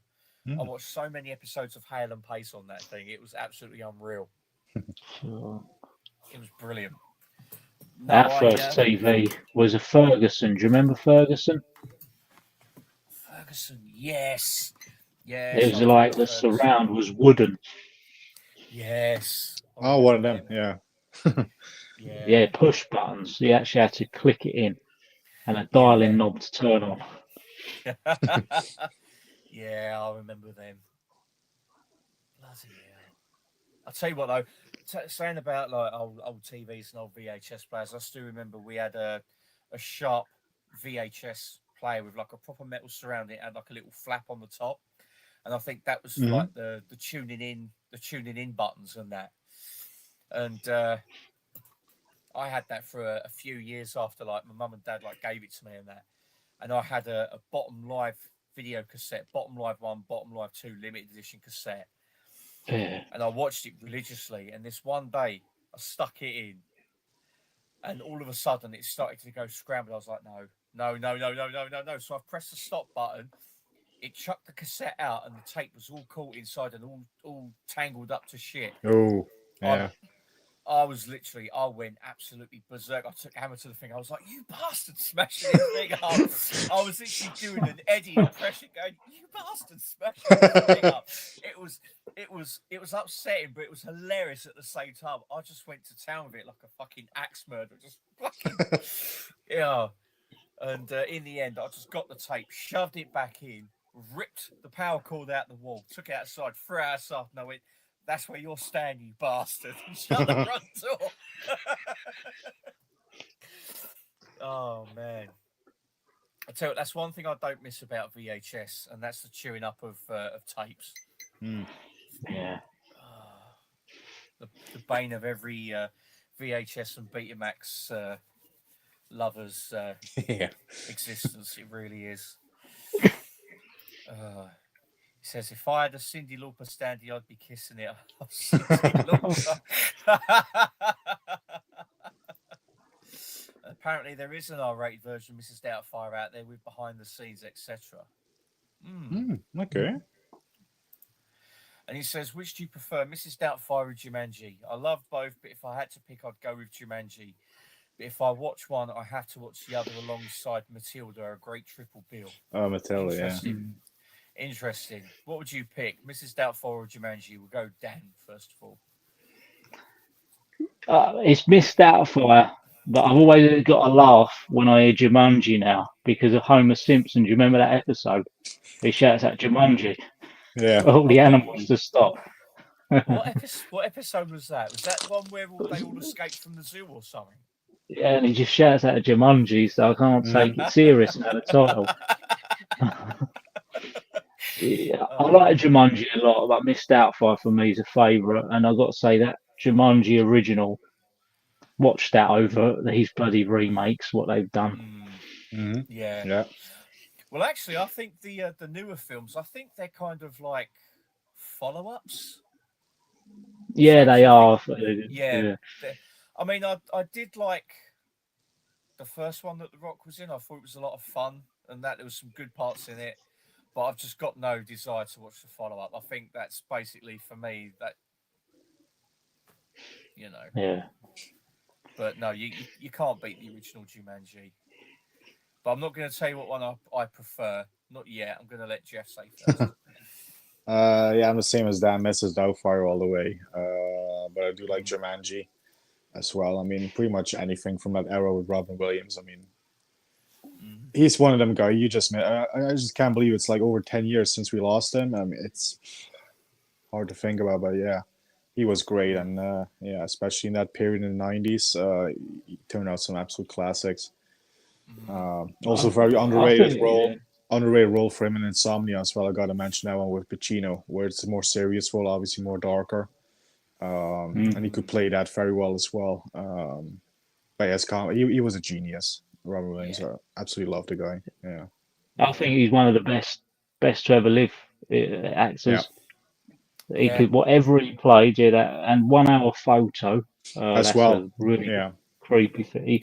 Yeah, I think for me, out of everyone who's died in Hollywood and film, I think that is the saddest day, because I think he's just such a big part of my childhood with what I used to watch of him in, from like Hook as well. Yeah, them two films. Yeah, unbelievable talented actor. Yeah, he really was. He really was, and such a sad loss. It really is. I mean, it just makes me wonder, like some of the films, like comedy films that come out today, or even some of the serious ones, how he would have been in them. Because it's like, with The Substance. Obviously, I've seen the trailer. I know Dennis Quaid's in it as like the doctor. How would Robin Williams have done that bit? Yeah. Would he have played it like his other roles, like quite manic and that? It would have been quite interesting to see. It really would have been. Yeah. But for this one as well, that's another funny one. Birdcage. Yeah, I've not seen it. I've not seen it. That's one I need to check out, definitely. But Mrs. Doubtfire, Jumanji, I'd have to agree with you. Mrs. Doubtfire all the way. Jumanji's good. It's a lot of fun. Yeah, but good. Mrs. Doubtfire for me, it's not only funny, but it's got heart with it as well. It really has got heart with it. That how he's trying to do everything he can so he can see his kids, even going to this extreme. Yeah, for the kids. Yeah. Yeah, and then at the end, he's actually got a job out of it by being this TV nanny that reads stories to kids and that, and it's just such a great ending. Mm-hmm. You know, it's just it's just funny, it's touching, and it's got heart. Film. Yeah, it's great. It really has. Who was it the other day who done a video on movies that make me cry. I can't remember. Neither of you might have seen it. And it was a good list. And straight away I was thinking to myself, Miss Doubtfire upsets me every time. But the film that upset me most, which no one, I think you say it, Jeff, but Rocky Balboa. Oh, that gets me every single time, that film. Literally. Same. Yeah. Yeah, I Like can them first understand 20 minutes when he does the anniversary tour. I'm not going to spoil too much for people who haven't seen it. But when he does the anniversary tour with Paulie, he goes through the old neighborhood and stuff. I mean, yeah, it's gut wrenching. Yeah. Yeah. But I mean, you've grown up watching that character, and you feel like you know them, and Yeah. like Adrian and everything, and whoever's involved. Yeah, so and I'm surprised that film's hardly in anyone's most emotional films list ever. no, I have to agree with that. I mean, especially when he's in the restaurant and Yeah. he's talking about like his past glories and all that, and like talking about Adrian. That is some heart wrenching stuff, because it's like you can feel how much he loved Adrian, and even naming the restaurant after her, and it's like you really do feel sorry for him, and it is heart wrenching stuff. It really is. Yeah, yeah, that's why I gotta mention the director's cut that came out on a recent 4K, or well, it's pretty much more an extended cut, I would say. But there's one scene that this should have been in the theatrical cut. It's where Rocky's sitting at Adrian's grave, um, and he's talking to the like he does in the Creed films as well, and obviously did as well a little bit in the regular version of Rocky Balboa. But this scene, he's like, Adrian's heart bleeds. Sometimes I come home, I expect you to be there when I come home, and it's like he's really sort of pouring his heart out. And that scene wasn't available on like the deleted scenes on like the previous editions, so that was the first time I saw that scene was in that director's cut. I was like, Wow. that should have stayed in. That should have stayed in. Wow. That scene, I mean, that was a new scene, and that made me cry right away when I saw. I was like, oh my god, yeah. Well, I've got that 4K, and I still haven't watched it yet. So that's on the must watch list, because I loved the theatrical version. Yeah. I mean, I didn't go to Same. the cinema to see it. I just bought it straight away on DVD, and I absolutely loved it. But yeah, I can't wait to watch the extended cut. But yeah, it's I mean, it's like the first 5 films, it's like you're on the journey with him, and then with this one, it's what is it, about 10 years later, 15 years later, something like that? 12 years later? 16, 1990, 2006, yeah, 16. Yeah.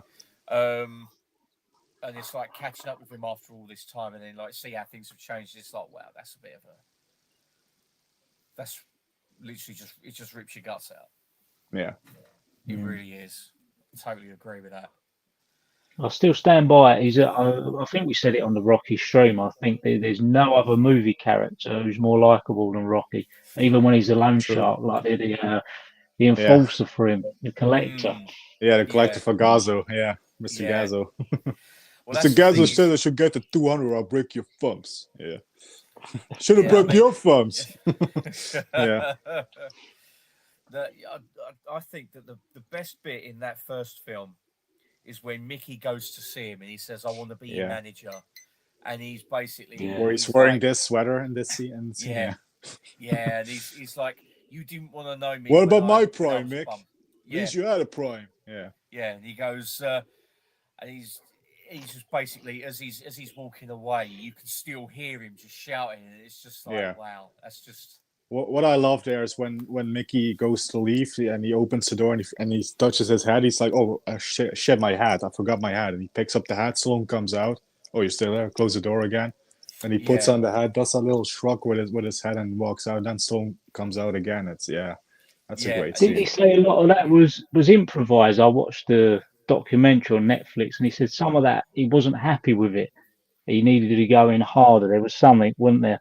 Yeah, I think what Sly said in that documentary, I think he sort of improvised a lot of what he shouted out. I mean, obviously he shouted out like, "This room stinks, this place stinks," because that place actually did stink. That was a very stinky apartment where they filmed.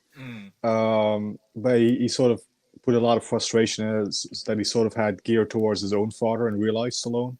So he sort of took that and yeah, that's what it was. Yeah. I just still think that is even what that was done in '76. Yeah. Yeah. Even now, it's still one of the best opening films possibly ever made. Oh yeah. It really is. It's just so raw and so powerful, and it's just brilliant. Really is just a brilliant film. Yeah, I mean, I still it's in remember my the top first. 10 movies of all time. So yeah. It's awesome. It really is. I mean, I still remember the first time I saw it. It was like a Betamax tape that we had, and I think it was a recording or something. And yeah, I just sat there and watched it, and I was like, "That's absolutely brilliant, Yeah. absolutely brilliant film." I mean, right You from know, the get go, when you get those big white letters ROCKY, bum bum bum bum bum, it's like, ooh, this is something. This we're in for something. Yeah.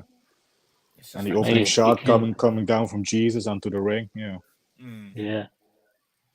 You never underestimate Talia Shire's performance. Like that first Rocky film, Yeah. it's so convincing she's that shy. And when he takes her glasses off for the first time, Yeah, that's it's great. another beautiful moment. Yeah, Yeah. That's yeah, another thing I pointed out in my Rocky ranking that went up tonight. It's like how Talia never got a Oscar for any of these films because her performances in all these films are just fantastic. Is beyond me Yeah. because yeah, for the first Rocky, she definitely should have got the Oscar. Yeah, I yeah, think she was robbed. Yeah, yeah. Oh, definitely. I mean, I do like Burt Young yeah. playing Paulie. He's like Want the bird? Go in the alley and eat the bird. he's that's what I mean. He's the lines he says, even though he's being a bastard to her. He's being really, really horrible to her, but you just can't help but laugh at the lines because he just delivers them so funny. Yeah. You just can't help it. You're supposed to hate this guy. You really are. The spider one, hanging about all day like a spider. That's the one that gets me. Yeah. Like a freaking spider. Yeah. That's like with what was it? It was Rocky 4 when he says I wanna be like you. Yeah, and then And then Ivan when he Drago sees says, "I must break you," and then, "Hey Rocco, remember when I said when I want to be you? Yeah, forget it." Thanks, boy. That's absolutely brilliant. But again, he's another character who's just great, and you can't help but love him, even though, as I say, he's a They nailed bastard. every role in that film. I mean, Yeah, Stallone, Talia Shire, Burt Young, Burgess Meredith as Mickey, Carl Weathers, bless him, as Apollo Creed. yeah, Perfect cast. yeah. That's Everyone one in of that. Yeah, yeah. It's one of those films where it was the casting was lightning in a bottle. yeah, Same as RoboCop. Same as Terminator. yeah. Even though they wanted Lance Henriksen to be the Terminator, or Or even was it O.J. Simpson. Yeah. Yeah, Oh, but no, he wouldn't do a thing like that. yeah. No, he wouldn't. Oh no. Oh no, of course he wouldn't. He's a wholesome family man. Yeah. Yeah, so was Bill Cosby.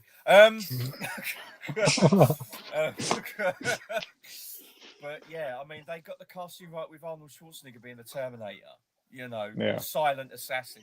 It was Linda absolutely Hamilton as fantastic. Sarah Connor, yeah, and Yeah, Michael Bean as Carl Reese, yeah, exactly. perfect. And Earl Bowen as the Yeah, Doctor.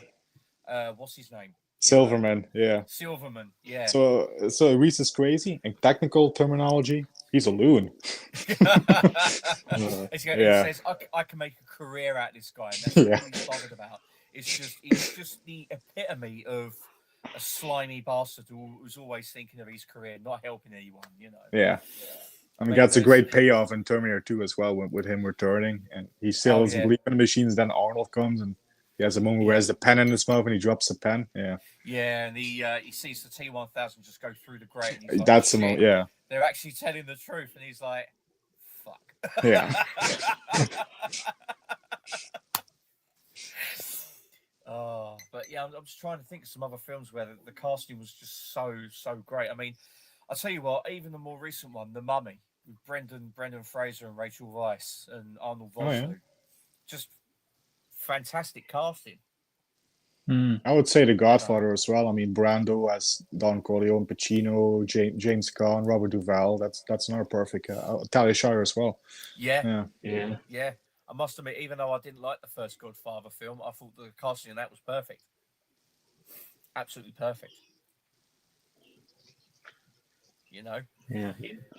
You didn't like the first Godfather, was it? You No, didn't I like didn't. it? But I did Okay. record it off. I did record it off of Channel 5, so that could Oh. have something to do with it. So yeah, either I couldn't see it properly because of all the static and interference, or it was just too many ad breaks. I don't know. But No, that film definitely deserves to be watched without any interference. That's for yeah, sure. Mhm. Yeah. yeah, definitely. Yeah. I was going to say, Dan, do you remember the early days of Channel 5 where it was like you had to stick your aerial up the dog's ass so you could get a good picture? Yeah, we couldn't get it on any of our TVs. It was terrible. Oh, Well, trying to get it constantly moving the aerial around, and then some of the crap they had on, they didn't have any sort of rights or licenses to put on a decent film for about a year. oh no. All it was first of all, I think it was the Blue movie on a Saturday or Friday evening. Yeah. It just seemed to be the only highlight, and that was about it. And then for one split second, that was when the picture became decent. As soon as the film finished, that was it. It was shit again.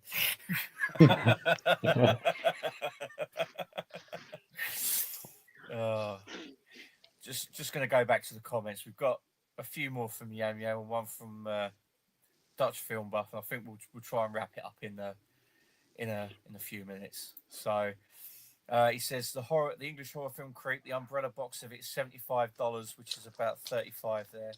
Yeah, it is. It's about it's normally about half. So yeah, half of 75. About Mhm. 36 quid roughly. But then you've got postage on top. They're doing a standard version of it with the slip for 45, which is about 22 quid. Yeah. Yeah, I mean, if it I'd comes go down for to that. it, yeah, I think I'll probably end up just picking up the standard release because that Mario Brothers set that they did, it was like a one up Oh yeah. edition. I think that ended up costing about 75 quid, including postage. But you got like a script, then you've got like a big thick 200-page hardbound book with like a load of like behind the scenes stuff with it as well, and like 3 discs. So, but I was happy to get it because it's Mario Brothers. It's a shit film, but it's It's a bit of a cult film. Yeah. yeah, it's a fantastically enjoyable shit film. I Yeah. loved it, and I still do now. Even watching it, like when it first came through the post, I was like, I've got to stick it on, put it on, watch it, and I was like, I bloody enjoyed that. It was enjoyable crap. It really was. He also says Blu-rays with reverse artwork of the original often turn around so it's the original. Yeah. Definitely, so do I. But having said that, some of the new version spines look better on the shelf, so some I don't turn. No, I have to agree with that. I mean, the going back to RoboCop that Arrow put out, I think it was the Graham Humphreys artwork on the actual hard box. Yeah. Like the new Yeah. commissioned art. That was pretty nice. That was really Yeah. nice. That wasn't bad. That wasn't bad at all. That was pretty nice. But on the Amaray case inside, I've turned it around to the original theatrical art. Yeah, I've got the So steelbook of it with the theatrical poster. Yeah. Yeah. I mean, what do you think, Dan? What do you think of the RoboCop artwork? The newly commissioned. Yeah, I one like that the came one, out? the Arrow one. I like that a lot. So I got the MGM one you give us trilogy Oh yeah. and single release, and I just wish they kind of used on one of them the original VHS poster with him stepping out the car. Yeah. That's my favourite. Yeah. But the Arrow one's good. That is some pretty nice artwork, and I only found out recently that wasn't a photo. That was all actually hand drawn. Oh. Oh, Him Okay. stepping out the car. Yeah. I I thought that all was a these still years- as well. So yeah. After all these years, I thought they actually got him to like pose in the click, Yeah. but no, it was all hand drawn, and I was like, wow, that's absolutely mental. Done a great job. Yeah. Yeah, oh, definitely. He also says, do you guys have anything planned to watch later? I may watch Wicked Little Letters or some episodes of Kenan and Kel. Had a bootleg ton on Blu-ray. I've not watched Wicked Little Letters, and I haven't seen Kenan and Kel for years. I can't even remember it. I really can't. But I think after this, I'm probably going to end up going to sleep anyway. But what about yourselves? You got anything plans you're going to watch either tonight or tomorrow? Yeah, I think, I mean, since I'm pretty much a night owl anyway, I'll probably continue the Stallone journey, and this is going to be the next film I'm going to pop on. It's Nighthawks. Yeah. Ooh, good choice. So I might watch that after this before going to bed. Yeah. Good choice. What about yourself, Dan? It really depends on what mood I wake up in tomorrow to what I want to watch. Yeah, like today I fancy watching a certain type of film, and tomorrow maybe I could get out my films for tomorrow, and then I'm just not in the mood for that, and I'll just switch them. Mm. It's just what it's like with me. It's all about Yeah, mood. that's why I always get on like a kick of like a certain actor or director. Like right now it's Stallone. Just rewatch some of the films I haven't watched that often and so, and obviously rewatching the Rocky and Rambo films for the rankings that I'm doing. But yeah, I mean, yesterday I watched Fist, and like I said, that was like 3 years ago since I last watched that. Paradise Alley, even more maybe. Hmm. So yeah, that's what I usually I always get on the kick. Like, okay, now I'm gonna do Stallone. Now I'm gonna do Arnold or Seagal. Well, Seagal, it's going to be a quick marathon. It's going to be like 6 or 7 films for Seagal, but or Van Damme, for example. I always get on the kick of like an actor or director or even a genre. Like sometimes just in spaghetti western kick, I watch all spaghetti western and stuff. So yeah, I did have a bit of a Stallone vibe going on. I don't know if it was yesterday when you shared Backtrack Cinemas Stallone's Beast Mode. yeah, It's yeah. as soon as it opens up with Drago, I thought I've got to watch Rocky 4. But then if I know I watch Rocky 4, I can't just jump into that. I've got to watch them all of them. Yeah. Mm. Well, if Yeah. there is anyone from the series I can just pick out and watch without watching, it probably is Rocky 4, to be fair. Yeah. The theatrical cut, anyway. The director's cut obviously blends it more with the other ones, but yeah. Yeah. Yeah. I have to agree with that. I think if you just want a quick fix of Rocky, you just want to watch one, it's probably going to be 4. Yeah. Yeah. Yeah. Mm. Definitely. Here's a quick Rocky question for you both. Considering that they've done director's cut of number 4 and the director's cut of Rocky Balboa, I think I know do where you this is think? going. I had a feeling you might. Do you think it's a missed opportunity that they didn't do a director's cut of 5? Sly really wants to do it. Sly really wants to do it, but it's just time and money. But he really wants to do it. He has seen the work print that is out there. Sly has seen that. And Sly knows there's footage out there. Sly really wants to get his hand at recutting 5, but studios are sort of not really cooperating with him, financially and stuff. So yeah, but I would love to see it because that work print that is out there on YouTube and Daily Motion and stuff. As much as I still like the theatrical version of Rocky 5, even though it has its flaws, the director's cut or the work print version with the deleted scenes and stuff, it's superior to the theatrical one for me. Okay. What about yourself, Dan? Oh, definitely, because even though I'd watch all Rocky as a marathon, it wasn't until we done the Rocky stream when I really got an appreciation for number 5. I actually thought, you know what, other than if you take out the music, it's actually Yeah. decent. But then I think as you said on that stream, Jeff, about they can recut it, and I just ever since then I just thought what they could do with it because granted what he's done with Rocky 4 is a better film, but I still prefer the theatrical. But that's just pure nostalgia. So I think he could really make something quite good with number 5. Just let him do it. I mean, let's keep being out of order to him. What's his name? That Winkler. He's a bit of an arsehole, isn't he? Winkler, yeah. So, Yeah, I've heard that. just let him do it. I see that as Stallone's Rocky. I don't believe anyone else should try and claim that, no matter how much money they put up. Everyone looks at Rocky, just thinks of Stallone. Yeah, And nobody he's not typecast. says like, oh, let's watch that Irwin Winkler produced film Rocky. No, everybody says let's watch Stallone Rocky. Yeah, very true. Yeah.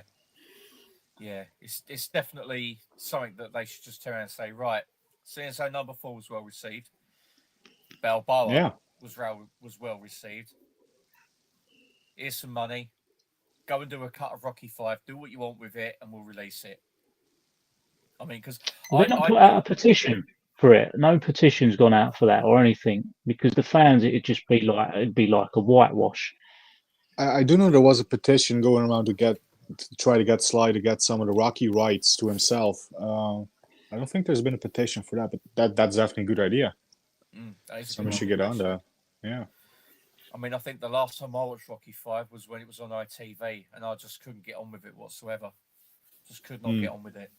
I don't know if it's because the ad breaks or if it was because the rap music that was put in it. Which that's probably the biggest flaw for me is the sort of like late '80s, early '90s hip hop music that they use. Yeah. It's like, I mean, it's not terrible, but in compared to like the previous film Rocky 4, which had the '80s pop, that's way more nostalgic for people, and that's way more commercial, I guess. Yeah. Yeah, and also the kind of the orchestral music, especially at the end of number 2, when you've got the music playing over his victory and all that. You've got the stuff like that. Which is, Bill Conti stuff. Yeah. Yeah, it's as soon as you hear it, that's Rocky. When you listen to the music in Rocky 5, it's like that's not that doesn't. It feels off. Feels off. Yeah. I mean, I wouldn't be surprised if he was probably booted out the editing room, and they just slapped that music on to appeal to like the younger audience, and it, Yeah. I mean, I wouldn't be surprised. Got some great jokes in it, isn't it? Great jokes in that film. He's a bit of a jokester in that one, isn't he? Yeah. Knock, knock. Who's there? Madame. Madame, foot go through the door. Yeah. Tuna fish is my favourite one. I like that one, yeah. Tuna fish, you can tune a piano, but you cannot tune a fish.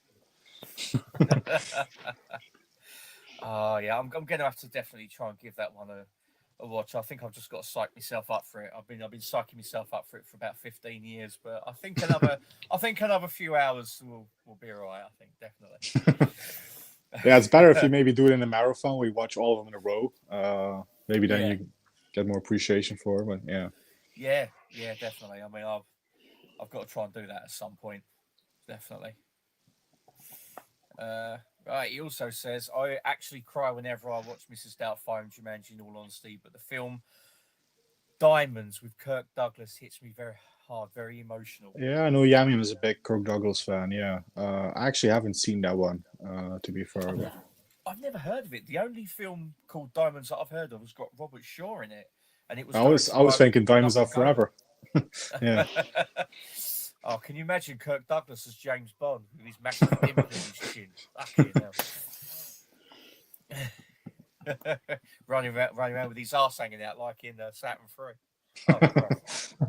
Oh, that's a vision I don't ever want again. Oh. Yeah, Diamonds, Kirk Douglas. Never heard of it. I haven't seen that. Oh, I'm intrigued now. I'm going to have to look that up. Yeah, look that up. Dutch Film Buff says, I'm sorry to bust your bubble, Jeff, but in 77, Faye Dunaway won. Yeah, she did. Best actress for Network. And that was well-deserved win, just unlucky for Talia. Yeah, I've not seen I mean, Network. she was great in Network, don't get me wrong, but I prefer her in Chinatown. I think Chinatown, she gives a better performance. My sister, my daughter, that famous scene, and obviously the ending. I mean, I've watched Network very recently again. It's a great film. Everybody's great in that, but I just feel it's sort of Rob Rocky when it comes to the acting because Stallone lost out to Peter Finch, who honestly, if you ask me, Peter Finch was great in that film, but he just got it because he passed away just a few months before the Oscar ceremony. Otherwise, Stallone should have and would have got that, I think. Faye Dunaway, I mean, don't get me wrong, she's great. She's great in that film. I think she's better in Chinatown. That's just my opinion. Stallone doesn't get the credit he deserves for his acting. I mean, you even fast forward to Copland. He's brilliant. I mean, even moments and over the top with the father-son stuff. I mean, he's great there. And, yeah, definitely. Also, Detox as well. That's an underrated one. Yeah. I mean, playing a guy who's lost his girlfriend to a serial killer that he's hunting, and he spirals down into depression. That's pretty good acting there. That's a pretty hard subject to approach. So for him to do it, and in my opinion, do it well, and that's a really good film anyway. I mean, then add it to a kind of a slasher film. Yeah, a little Something bit you like the can do well. Thing-esque. Yeah, Yeah, yeah, but yeah. So he definitely should be appreciated more. He really should. He's done some great stuff over the years. I mean, yeah, I know he's done some questionable films, but I think his output is about 80% great stuff to 20% naff. But Well, even in the film I rewatched yesterday, Fist blew me away once again. I mean, I knew he was great in Fist because that was right after Rocky. It's another drama and stuff. As I watched it, I was like, wow, he's so great. You don't realize how great he is until you actually watch him again, and in that role. I think he's massively underrated as an actor. People just think, Rambo 2, like he's just a muscle bound guy who just shoots up everybody. And there's way more to Sly that people sort of like overlook, I guess. I don't know what it is. Yeah. Yeah, Very definitely. intelligent man as well with his writing and everything. Yeah, Yeah. I don't think he's appreciated enough for what he can do. The Tulsa King's He's amazing as doing well. I think fantastic in Tulsa King, I was gonna yeah, say. Yeah. I still need to watch that Tulsa King. Oh, it's I so still good. need to watch it. It's really good. Yeah. But no, I'm just glad that he's still doing the things that he is, and he's still writing great stuff like Tulsa King, as people have said, and he's getting the chance to reshape some of the films that he's been in into better versions, and he's not doing like George Lucas is saying, right, that version's no longer going to be available. This Yeah. is it. Yeah. He's like giving us like, right, you've got this version or my version. You can watch both. And being able to go back to an old work and basically reshaping it into how he thinks it should have been, and it's a great version. It's not easy. It's not easy. No, I it's think not. I think you hit it on the head, Dan. He's very intelligent. mm. Yeah. Because Very, he's very made that Yes. intelligent. Rocky Four director's cut, as he said. He's made that relevant where you'd watch the theatrical, and for people who've never seen it before, it looks very much like paints everyone else in a bad picture. Yeah. Yeah. But now I prefer the theatrical, but yeah, Mm. the number four is just like quite a different film. You'd never think they'd have had that much footage back then. You'd never think they'd keep that amount. Yeah. Mm. It's weird, isn't it? It Mm. really is weird. But I still need to watch that director's cut again. I didn't watch it all, and what I did see, I did like. I'm just glad he took that fucking robot out of it. Bloody hellfire! I don't know. I mean, I never minded the robot, but I get why people have issues with it. But for me, it was not the biggest deal breaker on Rocky 4 for me. Let's put it that way. Okay, that's fair enough. That's fair enough. He also says, "Have fun, guys." Yep, it's It has great. been fun. Yeah, it has actually. It's been really, really enjoyable. Run by. Eddie Murphy. Yeah, Eddie Murphy all the way. Yeah, we do love Eddie Murphy. Yeah, I do like him. I do like old. Yeah. Yeah, I can't do the laugh very well. It sounds like I'm having some kind of, I don't know. I'm choking on like a what's it or something. But no, I do like Eddie Murphy. A couple of his like later films have been absolute stinkers, but I mean, I must admit, I did like the first Nutty Professor film where he's playing all the characters around the dinner table. Yeah. with the outtakes where he's playing the old deer and he's going, "Come on, Cliff, come on, Cliff, come on." It's absolutely hilarious. But I think if I had to pick a definitive Eddie Murphy film, this is probably going to be controversial. The Golden Ooh. Child. Ooh. For me. Okay. I mean, it is a very underrated one.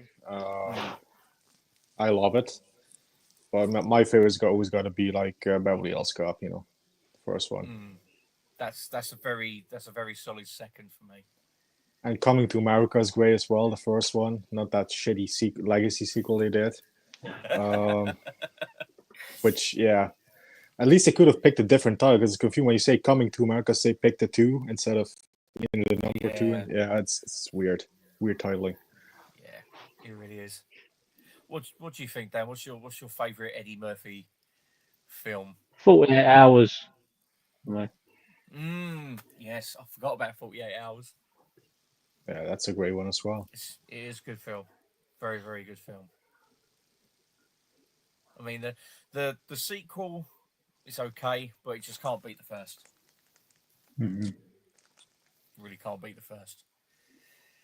And finally, Yo says, in Diamonds, Kirk Douglas is an old man going senile and used to be a boxer. Photos from the film Champion. Okay. And he's trying to find his diamonds, but the diamonds is very emotional. A B movie gem. Okay. Sounds interesting. Yeah, I'll have to check that out. I've seen Champion. I've got that on Eureka.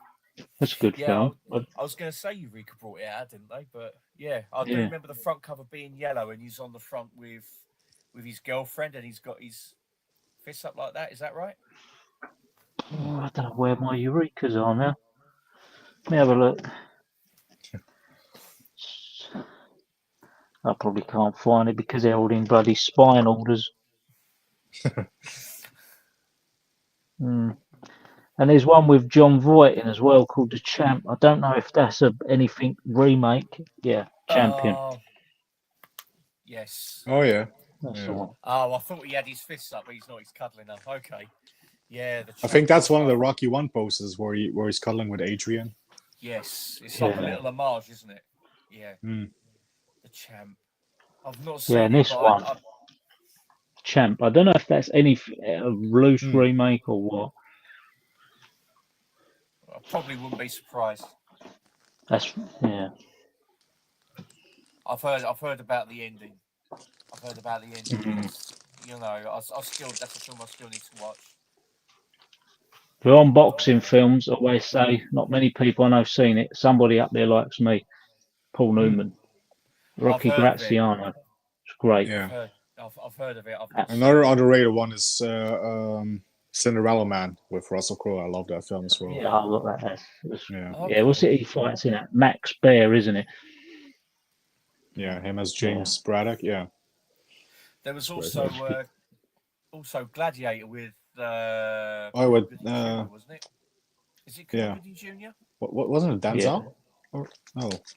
Oh, well, that was Hurricane. That's Hurricane. Yeah, confusing. Yeah. Man, it's actually quite interesting how many boxing films there are out there. Some I didn't like. I didn't like The Fighter. Didn't like that one. It was a bit boring. Oh yeah, well I know that one. I've seen that one. I've heard of it. I've not seen it. I did like Amy Adams in that a lot, but yeah. Yeah, she was good. And he says it's a slow film, but it's a journey. I can't watch it without crying. Let's try and look for that one. Yeah, I'll have to keep an eye out for that one. That's an intriguing one for certain. It really is. Right. Well, I'll tell you what, we're going to wrap it up there, I think. 3 hours, 20 minutes, I think, is ample time to talk bollocks and hang loose. And it's flown by too, I should add. Yeah, it has. Yeah. It has. It only feels like we only just started here about an hour or so ago, but it's absolutely mental. It really has. I want to say thank you for everyone in the comments who's commented. And you know, especially Yam Yam. Yeah. Yes. He's poked it along with a stick. He really has. It's, you know, but no, I appreciate everyone in the comments like commenting and and interacting with us all. You know, it's been great, and thanks to you both again for joining me tonight. Yeah, thanks for having us. Yeah, thank you. Yeah. It's been nice as well, not hosting. I like to just chilling out. Just chilling out. Yeah, same. No, that's great. You know, we'll have to do it again at some point on another Saturday. You know, and we get Carlos to host one. I think. Yes. With his internet. Yes. It's about time he hosted one. He's got out of it so far.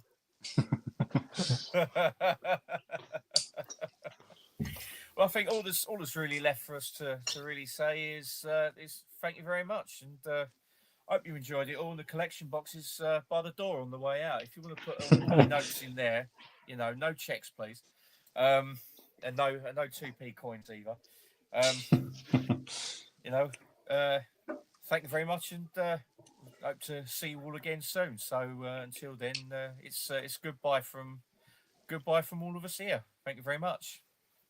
Keep See you punching. later.